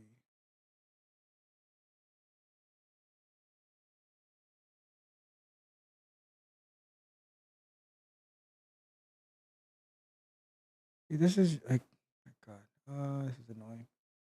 Let's see. Let's try this one. Got that. Got that. npx tsc. This is a good link, actually. but I just want what I want right now. I'm not trying to. Let me go to the. Let me see. Selenium.dev. And then we go to documentation. We go to WebDriver. We go to.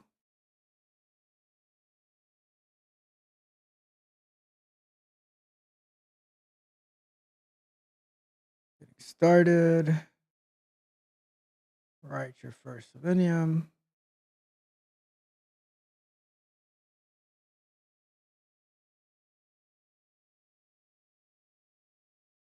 Running Selenium, which has absolutely no documentation, of course.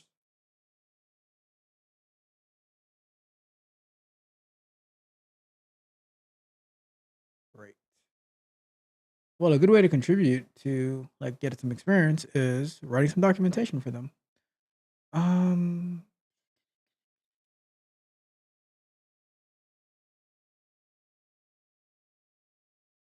hmm, I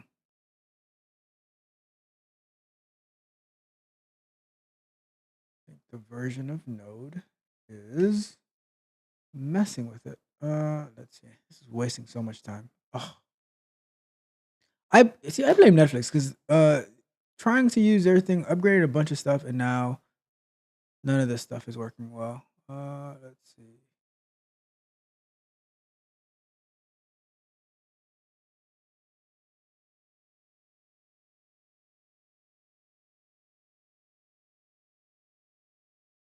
Let's see here.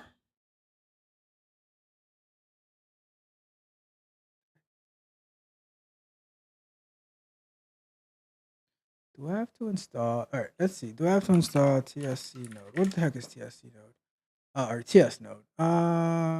Is a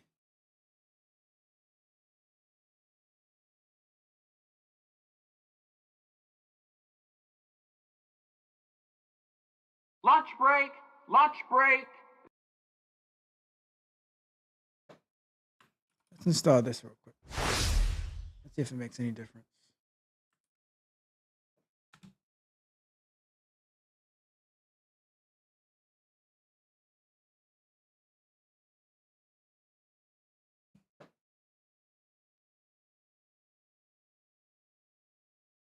Install.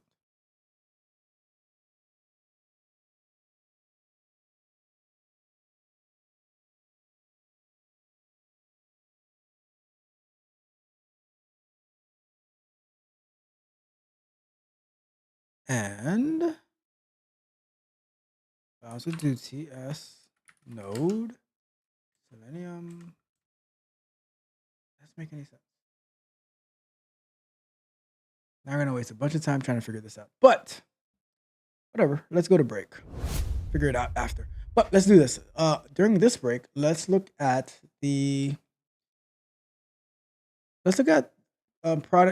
product manager information and Scrum Master information. All right. 5 minutes.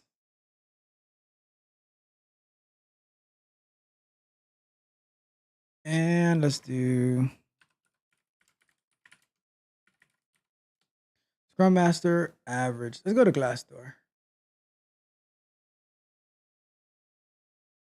So let's go to. So how much does a Scrum Master make?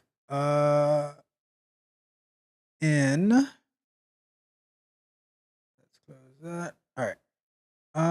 Total pay range 92K to 141K. Not bad. Let's say it is 0 to 1 years of experience, 68K to 110K. Hold on, let me sign into this nonsense.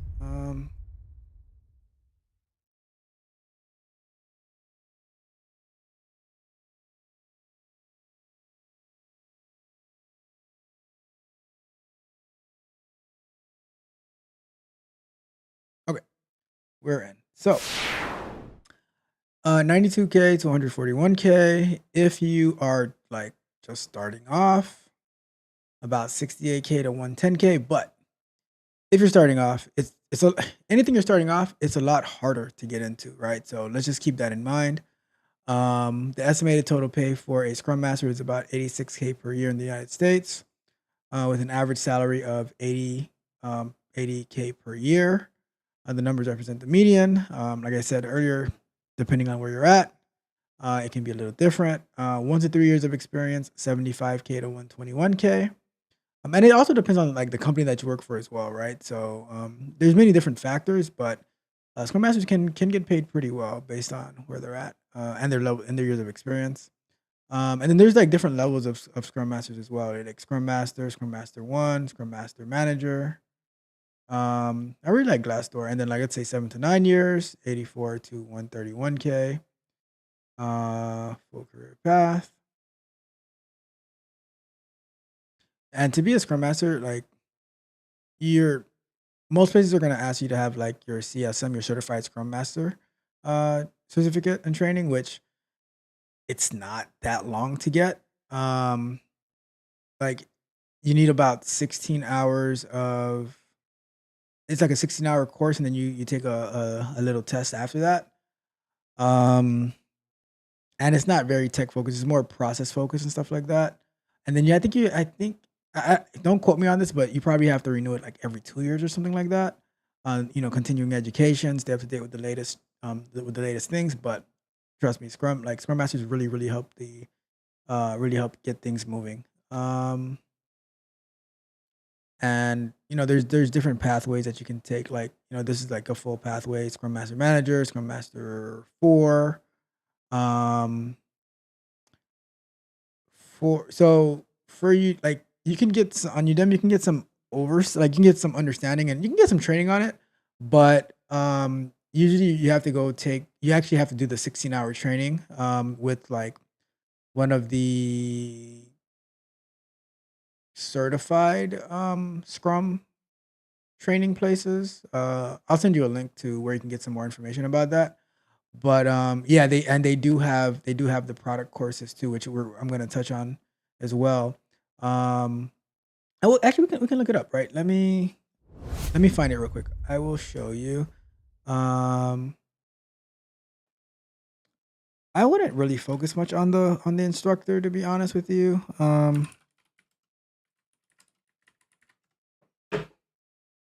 Or Scrum. Let's go Scrum training. Give me a second. Uh, let's see. Which one do I? Let me. I have it in Discord actually. Let me pull it up from Discord.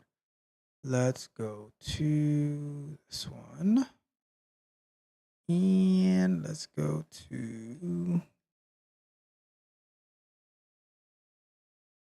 So I got this from Scrum Alliance. Let's go to.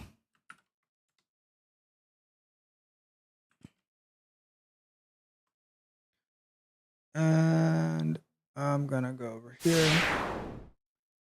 So I'll drop this link in the chat as well, so you can get some more insight on it.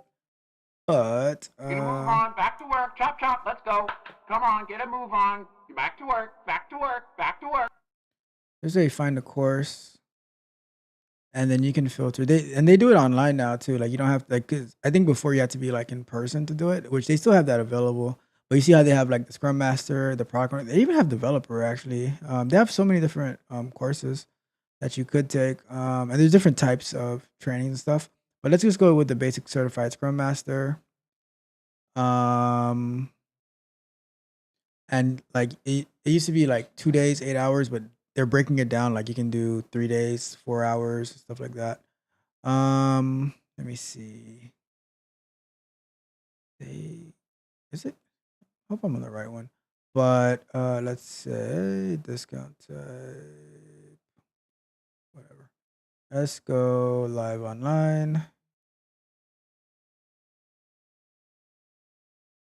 And let's see. Let me choose one of these.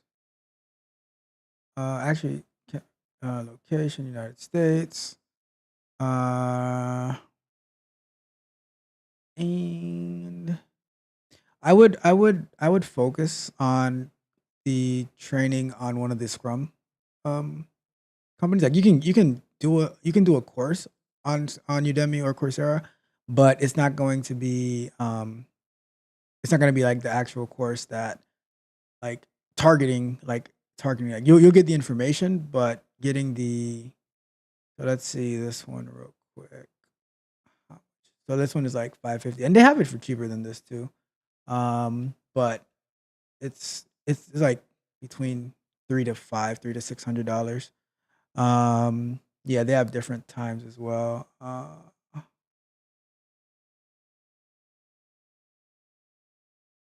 And you can like find out the do some research on like the courses, the ratings and stuff like that. See, like this one right here is 360 special price, live online too, and you want it live, like because on Coursera, on Udemy, it's gonna be like a pre-recorded thing. You can get the information, but doing it live, being able to talk to the instructors and stuff like that, they're really like they're gonna. I had my wife's cousin. I had her do her Scrum Master course, and she did it in like a weekend, like on a Saturday and a Sunday, going through the course, and then she got her Scrum Master certification doing that. So, and like some stuff you don't really need certifications for, but like for Scrum Master, you do need it. Wow. And then let's take a quick look at the before we get back. Let's take a quick look at the product owner one. Let's see. Reset filters. Um, and the thing I don't mind about like these certifications is like they're they're targeted stuff, right? So it's not like you're not paying $10,000 for this. It's like it's very specific. You take this is the requirement to be a certified Scrum Master, where you do have a certain like there's a certifying body and stuff like that. And you pay that, you take the course, you pass the test, and then now you have your certification. Product owner. One thing I would recommend though, like for the product owner one, I remember I was doing like a long time ago. I was doing a product owner course on Udemy, and I learned a lot that way. Which you probably like in 2 days, you're not gonna learn everything about product owner. You would get certified, but I would definitely like recommend like that Udemy course for product owner, like where it's like it's more comprehensive to help you understand like what is the role of the product owner, how like who you're gonna be communicating with. But for an introvert, I don't know. It's a lot of communicating. Um and let's see how much I'm not sure how much the product owner courses cost. Let's see what that looks like. That's not bad. 360 as well for CSPO. Looks good on the resume, knowing that like you've done it. So yeah, it's look at the link and see what's available. And then, but before like I always say, before like you have to do the full research, right? You don't just go in there and say, "Oh, I'm going to become a Scrum Master. Or I'm going to become a product owner." You have to go and see, okay, what are the jobs that are out there? What is the experience? What can I do to because at the boot camps, like they'll put you in a position to try to get some type of experience, as bad as it might be. But in these courses, it's like you're gonna do projects. Like not like, in these trainings, you're going to do stuff, but it's not like to give you experience. So you have to do your research, right? You have to like you'll definitely learn the content, but once you get thrown into the fire, so you're gonna have to like get that understanding, So hopefully that helps. That research that we did help, and we can continue looking into it later on, right? All right, let's go to full screen before we get back to work and try to figure this thing out before we call it a night. All right, let me see. Let's see. Look at the pay. And yeah, Service now has courses for yeah, product. Yep. Um, I I can't really say on the instructor, but I wouldn't really worry about it. I'll probably see like probably get someone who speaks good English, um, to be honest with you. But the information is gonna be the information. The documentation is gonna be the documentation. I'd probably just go for like what the lowest cost one that I could find. And but it's honestly I don't think like to get the certification is that hard. Good guy, my guy, good guy Good guy. says, "Are you planning to do API testing for the FreeMind app?" As of right now, no, because I don't have the access to it, and I don't even know like how much of an API that they use. But if you do want to do, if you want to do API testing, I can definitely find an API to do testing on. That's not a problem. Let me know if you're interested in us doing some streams about API testing. There's like Rapid API that we can use their APIs to do stuff with. Yeah, like finding APIs is not a problem. So if you guys are interested in looking at APIs and doing some API testing, how I'd approach API testing, how I'd automate API testing, we can definitely do that. So just let me know in the chat. Give me a thumbs up if you want to do API testing, and we can make that happen. Let's see. Mitch says they have different times. Yes, they do. Mitch says a couple of months ago the classes were like $99 somewhere around. Dang, that's awesome. That is awesome. If I knew, I would have did some of those back then. Because it's I mean I'm able to like I've ran different meetings and stuff like, and my team like all of us can run the meeting, like the planning, the retro, the stand ups, whatever. But having those certifications is pretty good. All right. Yeah, Sharon agrees with live. Uh, she went through one of those sites you're looking at. Who did I miss something? Who went through one of those sites I was looking at? Mitch says, I know of a person that's a product owner at one company and a product manager at another over employees. They're just getting it.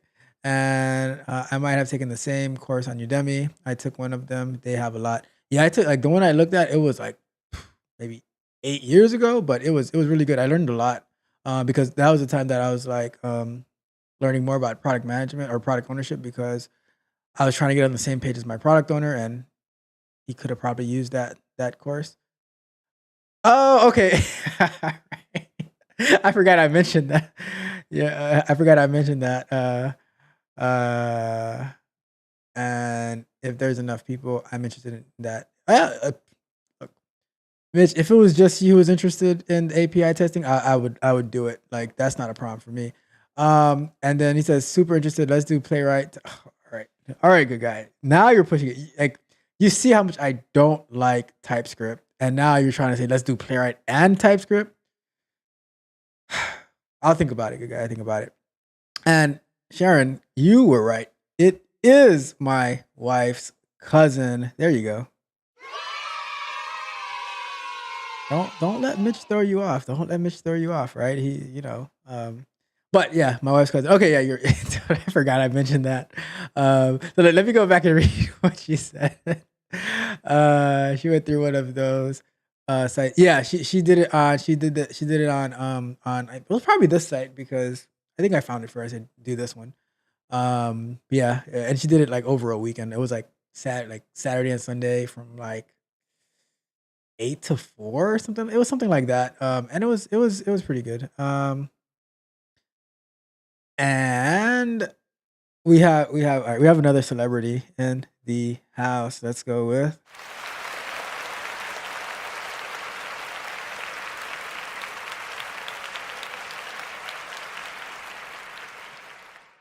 Jay says, I'm sorry if my code is lacking. It's all good. It's all good. And you know what? I think it's a great experience for all of us to like because hey, um Jared, you put your work out there, and I think that's amazing. Like, and we had that conversation about like when you want to get into something like just doing these projects and letting them go to the graveyard of GitHub that nobody sees it, and no one cares about it, is it's not to your benefit, right? And the fact that you did this app on your own and you put it out there and you got users on it, that's amazing, right? And you know, being able to work on it and like do the like testing and automation, it gave you exposure to, okay, here are the things that I can do to make my site better, to make my application better, to make my software development skills better. And by that happening, then I think that's a win for all of us, because people got to see how we do automation on using like 3 different repository or 3 different tools on your website, and you got to say, oh, okay, this is what I need to implement so I can make my site more testable. And now you get ideas, I get ideas, the people watching get ideas, and we have a lot of fun doing it. All right. So yeah, so very, very cool. And Mitch says, even Superman makes mistakes, but Batman does not. Shout out to Batman. You know, but yeah, so like I've had a great time working on the Free My Recovery site, and sorry for spamming your site, by the way, because how many users did you have to delete that I created? You know, that was pretty funny when you asked me yesterday. Can I delete them? Like, yes, of course you can delete them. All right. Okay. What time is it? 9:21. Let's get one more in. Let's get one more session in. You know, and it says agreed. Thanks for doing this. It was my pleasure. You know, and that's what I was talking about negativity earlier today, right? Talking about negativity, it's like there's like there's so much to do, right? We have so much to do that like, and I know, Jared, I know you have a lot to do as well, because like we've spoken, right? We've spoken offline, and there's no space for negativity to rule, right? And that's why I'm like, all right, how can I add value into anyone that I connect with, right? So whether it's connecting with Sharon, like, hey, do you want to become a beta tester for Sox University? And you know, working through that. Whether it's like reaching out to Jared, like, hey, I really enjoyed the video that you made. Let's connect, and we talk, and we help each other out. Talking to Mitch and like all the insight that he's able to share. Like, but if I was like doom and gloom, then I wouldn't like I would be like I wouldn't want to talk to anybody. I'd be miserable. But I just want to add value into everyone else's life, and then that fulfills me as well. So it's just, you know, that's just like, I think that's what I was talking about on the Candid Conversation from on Monday, about like being grateful and like looking for solutions, you know. So shout out to all of you guys. I can't say it enough, but I appreciate you. all right. Okay, let's Mitch, enough sentimental stuff, all right? Let's get to our last segment, and let's try to figure this out, right? Let's try to figure this out. But before we do that, before we do that, right? Let's see how much product owners, product managers make. Almost forgot that. Search.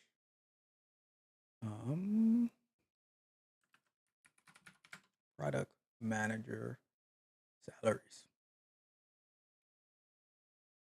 So, ooh, Sharon, did you see that? Are we seeing this? Are we seeing the same thing here? Product managers make 121 to 206,000. Shout out to the product managers. Shout out to the product managers. And let's see, for the first year, 92K to 156K for 0 to 1 years of experience. That is awesome. And then 1 to 3 years, 95 to 157.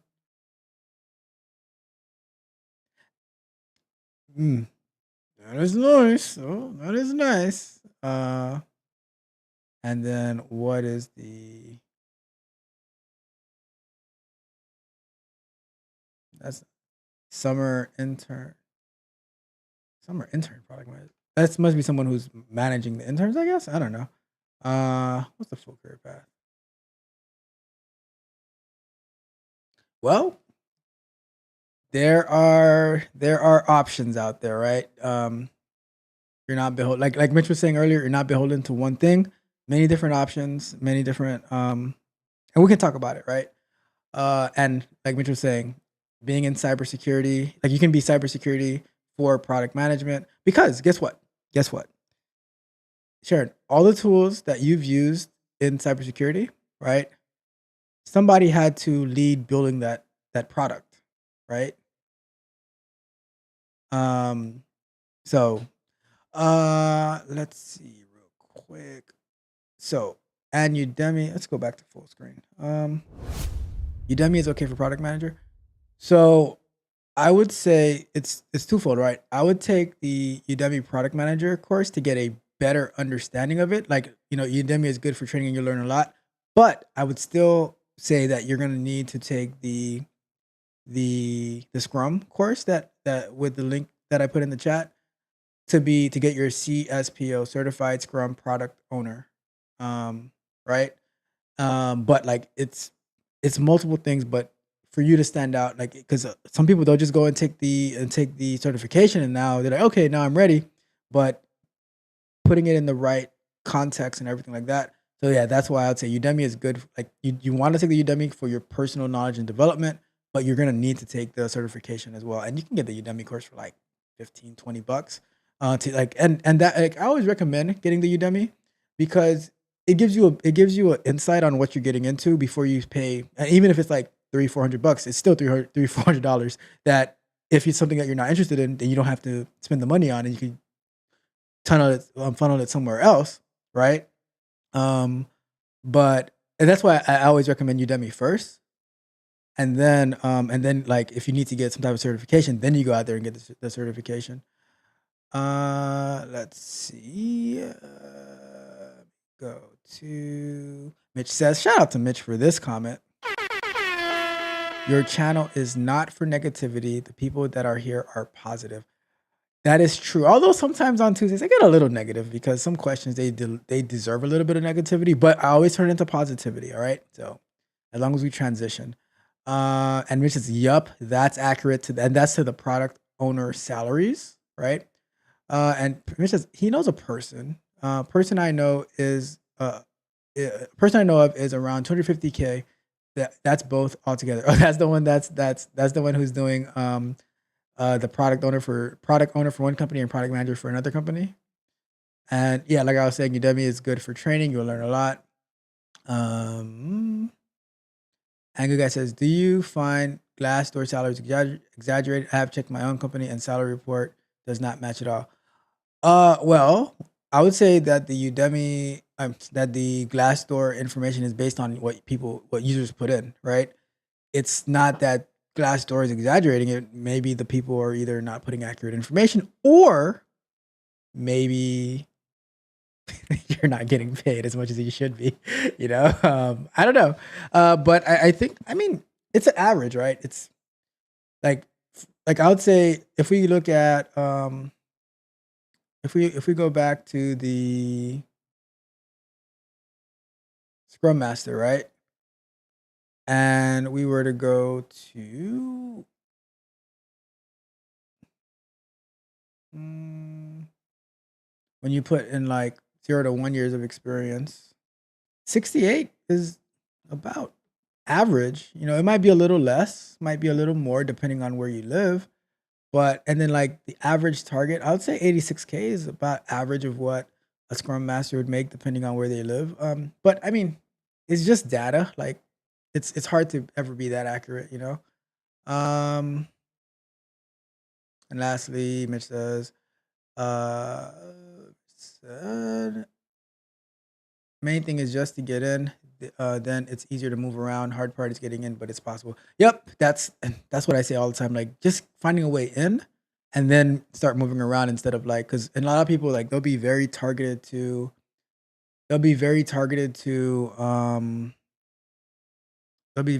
like, okay, I took this QA bootcamp and I have to get into QA. I have to get into QA. I have to get into QA. When I'm like, well, you might be passing up a lot of like tech support jobs, customer service jobs, help desk jobs, which would put you inside of tech. And now that you're inside of tech, you have some experience in tech.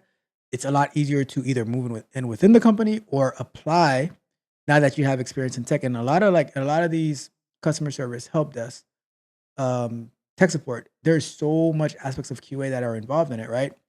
And it also, like I was telling Sean the other day, it puts you in the vicinity of the people that you want to be with. So, and I was saying, like, in a question that he asked, now that you're in the company, you might have to spend an hour or two before work, before your shift, an hour or two after your shift, where you connect with the software developers or the QA and say, "Hey, I'm interested. I would like to learn more from you."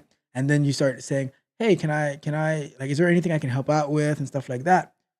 It's really up to you, right? But getting your foot in the door in the first place is what really matters, you know. And then I think I don't think I'm gonna do the last 20 minutes. Let's just see what's here. I think the way Glassdoor combines benefits plus base salary is starting to look inaccurate. Um, I mean, how much is that? How much is it off by, right? Um, because at the same time, like, benefits and base salary is part of your compensation. But I don't know. I mean, at the end of the day, I think that, let me see. So if I go, I'll do this. If I go back to product manager, and the product manager, I go back to product manager, right?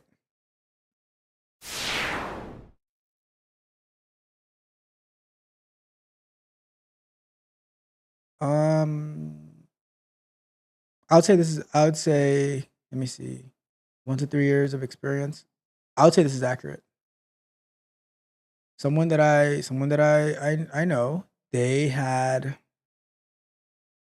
about 2 years of product management, and they were offered, actually, was it even 2 years? I don't know, but they were offered 120K, and they negotiated, and they got 140, 150K. So I don't.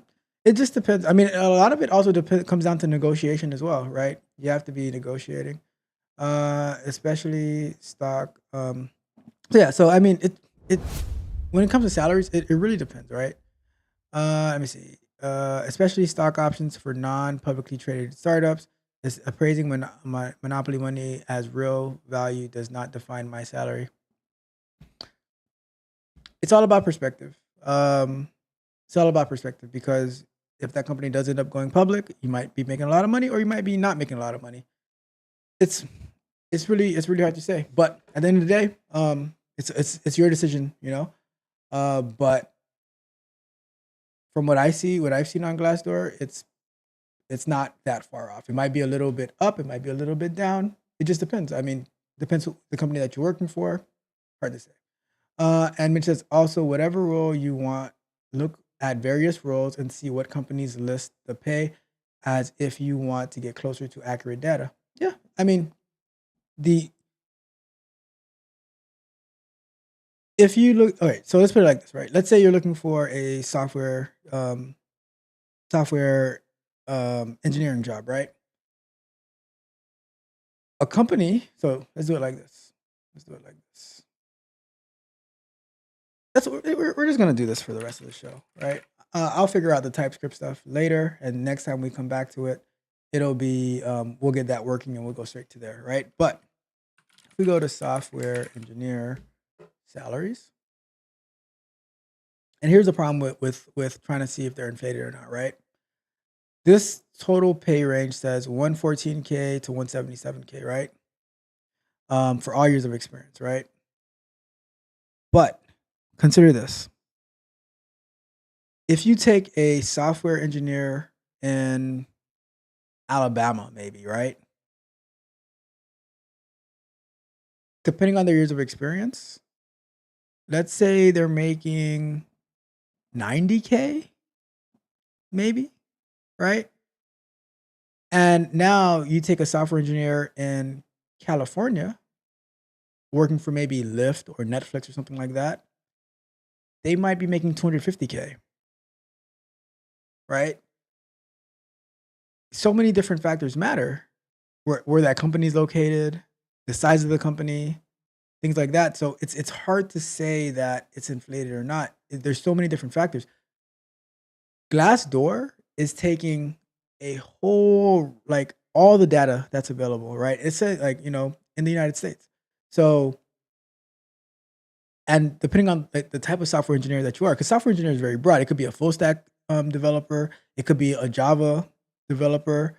It could be so many different things, right? So it's hard to just say that, oh, they're inflated and things like that. So that's how I see it, at least, right? Information technology 140, pharmaceutical is probably going to be 141. Government and public administration is close. Let me see. But yeah, I mean, I hope that makes sense, right? It's and then the industry that you're working in as well, right? You could be working in like the pharmaceutical industry, and your pay is going to be so much higher because they need to keep their people, right? Like the domain is so complicated that if they lose their people in pharma, then bringing someone else in is a lot harder compared to if it's like a regular e-commerce, right? You can probably cycle people in and out over there, right? It depends on the domain. So it's very, very hard to say. So the sector matters, the location matters, your years of experience matters. The way that you articulate your value matters, if you are, let's say you're working in aerospace and defense, right? Uh like I would say the pay is probably a lot higher than that. You know what I mean? Um and in order to even work in this area, they're gonna say like you need like a good amount of experience, you know? Um so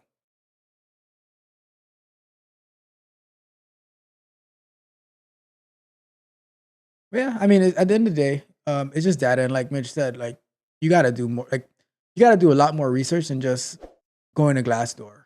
You look for the jobs that you want, um, and you compare that to your skills and your qualifications. And it's how well can you negotiate. Like it's not just, oh, this is what we're gonna give you, and that's it. Mitch says 250K is comparable to 90K in Alabama. That's what people do not understand: cost of living, etc. Alabama might be living better. The person in Alabama might be living better than someone in Cali. Exactly. A lot of times we focus on that number where it's that number isn't really the end all be all, because it could be a lot higher cost of living, or it could be or you can be in a state that like taxes you 50% of your income, um and has like the rent is like impossible and stuff like that, versus you might be making less, but at the end of the day, they take they take all the data that they get, right? So the data from people working in Florida, the data from people working in Georgia, maybe not Atlanta, maybe not Fulton County, Georgia, but I had to get that in there, Mitch. North Carolina, South Carolina, Virginia, all the states, right? And then they add all the salaries that people put in. People put in their salary, right? Are they lying? Are they telling the truth? Who knows, right? But it's the information that they're putting in, and they do an average. It's just calculations, So take do with the data what you want, that's pretty much how it is at the end of the day. um Mitch says pharma definitely pays, and Mitch says it's just Alabama, for example. You want the 250K, who wouldn't? you know yeah, but it depends on what comes with it. So at the end of the day, everyone has their own decision to make, you know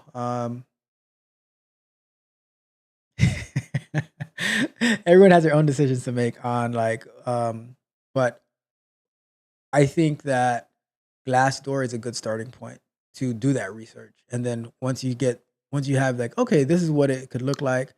Let me go to do some more. Now let me drill down at the actual position. What are they offering? What are they paying? So let's do this. Let's do this, right? We got some time. Let's go to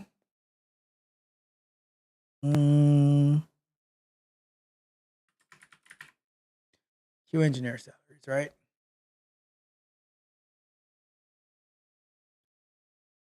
So average pay, 73K to 120K, right? Base pay 65K to 105K, 8K to 115K. I would say this is fairly accurate based on where you live. You know, I'd say this is fairly accurate, right? Let me see, 0 to 1 years of experience. This is pretty accurate. Very accurate, actually. Let's say senior QA engineer. Base pay 107, additional pay. See, like, I don't know, it seems pretty accurate.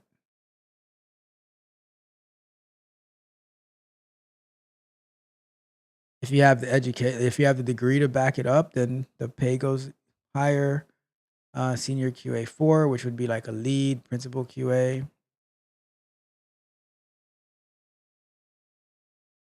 Like it's possible in QA to make a lot of money, you know?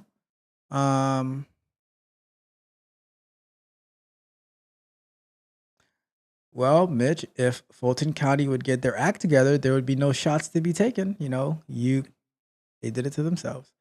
All right.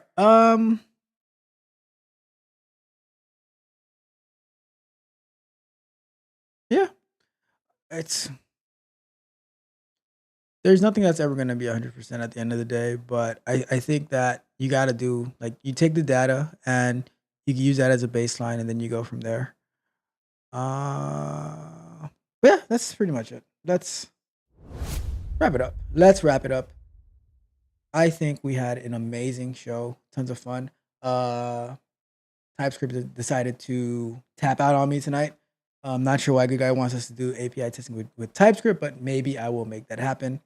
But yeah, so I am going to wrap it up. Thank you so much for everyone tuning in. Thank you, Sharon. Thank you, Mitch. Thank you, Good Guy, for the great discussion as always and for your perspective. Thank you, Jared, for stopping by. I appreciate you all. And we're going to wrap it up. So if you haven't done so already, on your way out, do me a huge, huge favor. Like the video, share the video, subscribe to the channel, hit the notification bell so you can know every time that we go live and drop new content. If you need one-on-one coaching with me, go over to www.techcoachralph.dev so you can sign up for coaching and we can get to work. All right. And Sharon said on her way out, this was amazing. Build coach. Have a great rest of your evening, everyone. Yes, everyone have a great rest of your evening. I am going to take off. Thank you again for tuning in. You guys have a wonderful evening as well. And I will see you guys Sunday afternoon. Oh, yeah. Thanks for reminding me. I almost forgot to do this, right? So on the way out, I have a question for you guys. After all these questions that you have asked, my question is... Are you not entertained? Are you not entertained? Is this not why you are here? You are here for more than entertainment. You're here to learn and to work and to level up, all right? Because as my co-host says, the brick is going up. Yes. On the way out, remember, yesterday's price is not today's price. Today's price is not tomorrow's price. One more thing. Price of the brick going up. The price of the brick is going up, folks. We are out.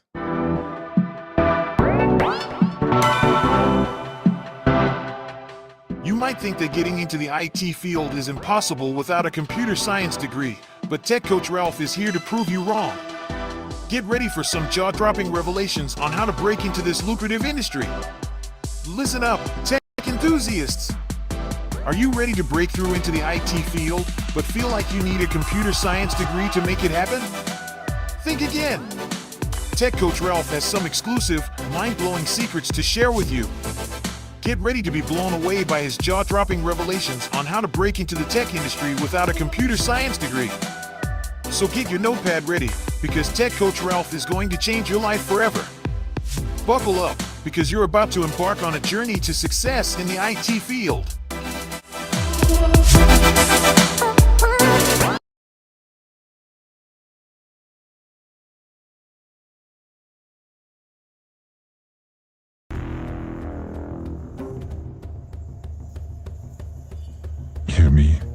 warriors of the north. Today we have tasted the sweet nectar of victory. Our foes indeed defeated, and their lands are now bound before us. The gods themselves have favored our glorious deeds on this glorious day. We have shed blood, sweat, and tears to claim this land. Our relentless spirit, our unyielding determination, these are the very essence of our people. Let's believe our ancestors rejoice in the halls of Valhalla, for today we have added to their eternal glory. Our victories will echo throughout the ages, and our names will be etched in the annals of history. But let us not forget the present pain, the brothers and sisters we lost. They now feast in the hall of our forefathers, watching over us with pride. Their sacrifice has paved the way for this moment of triumph.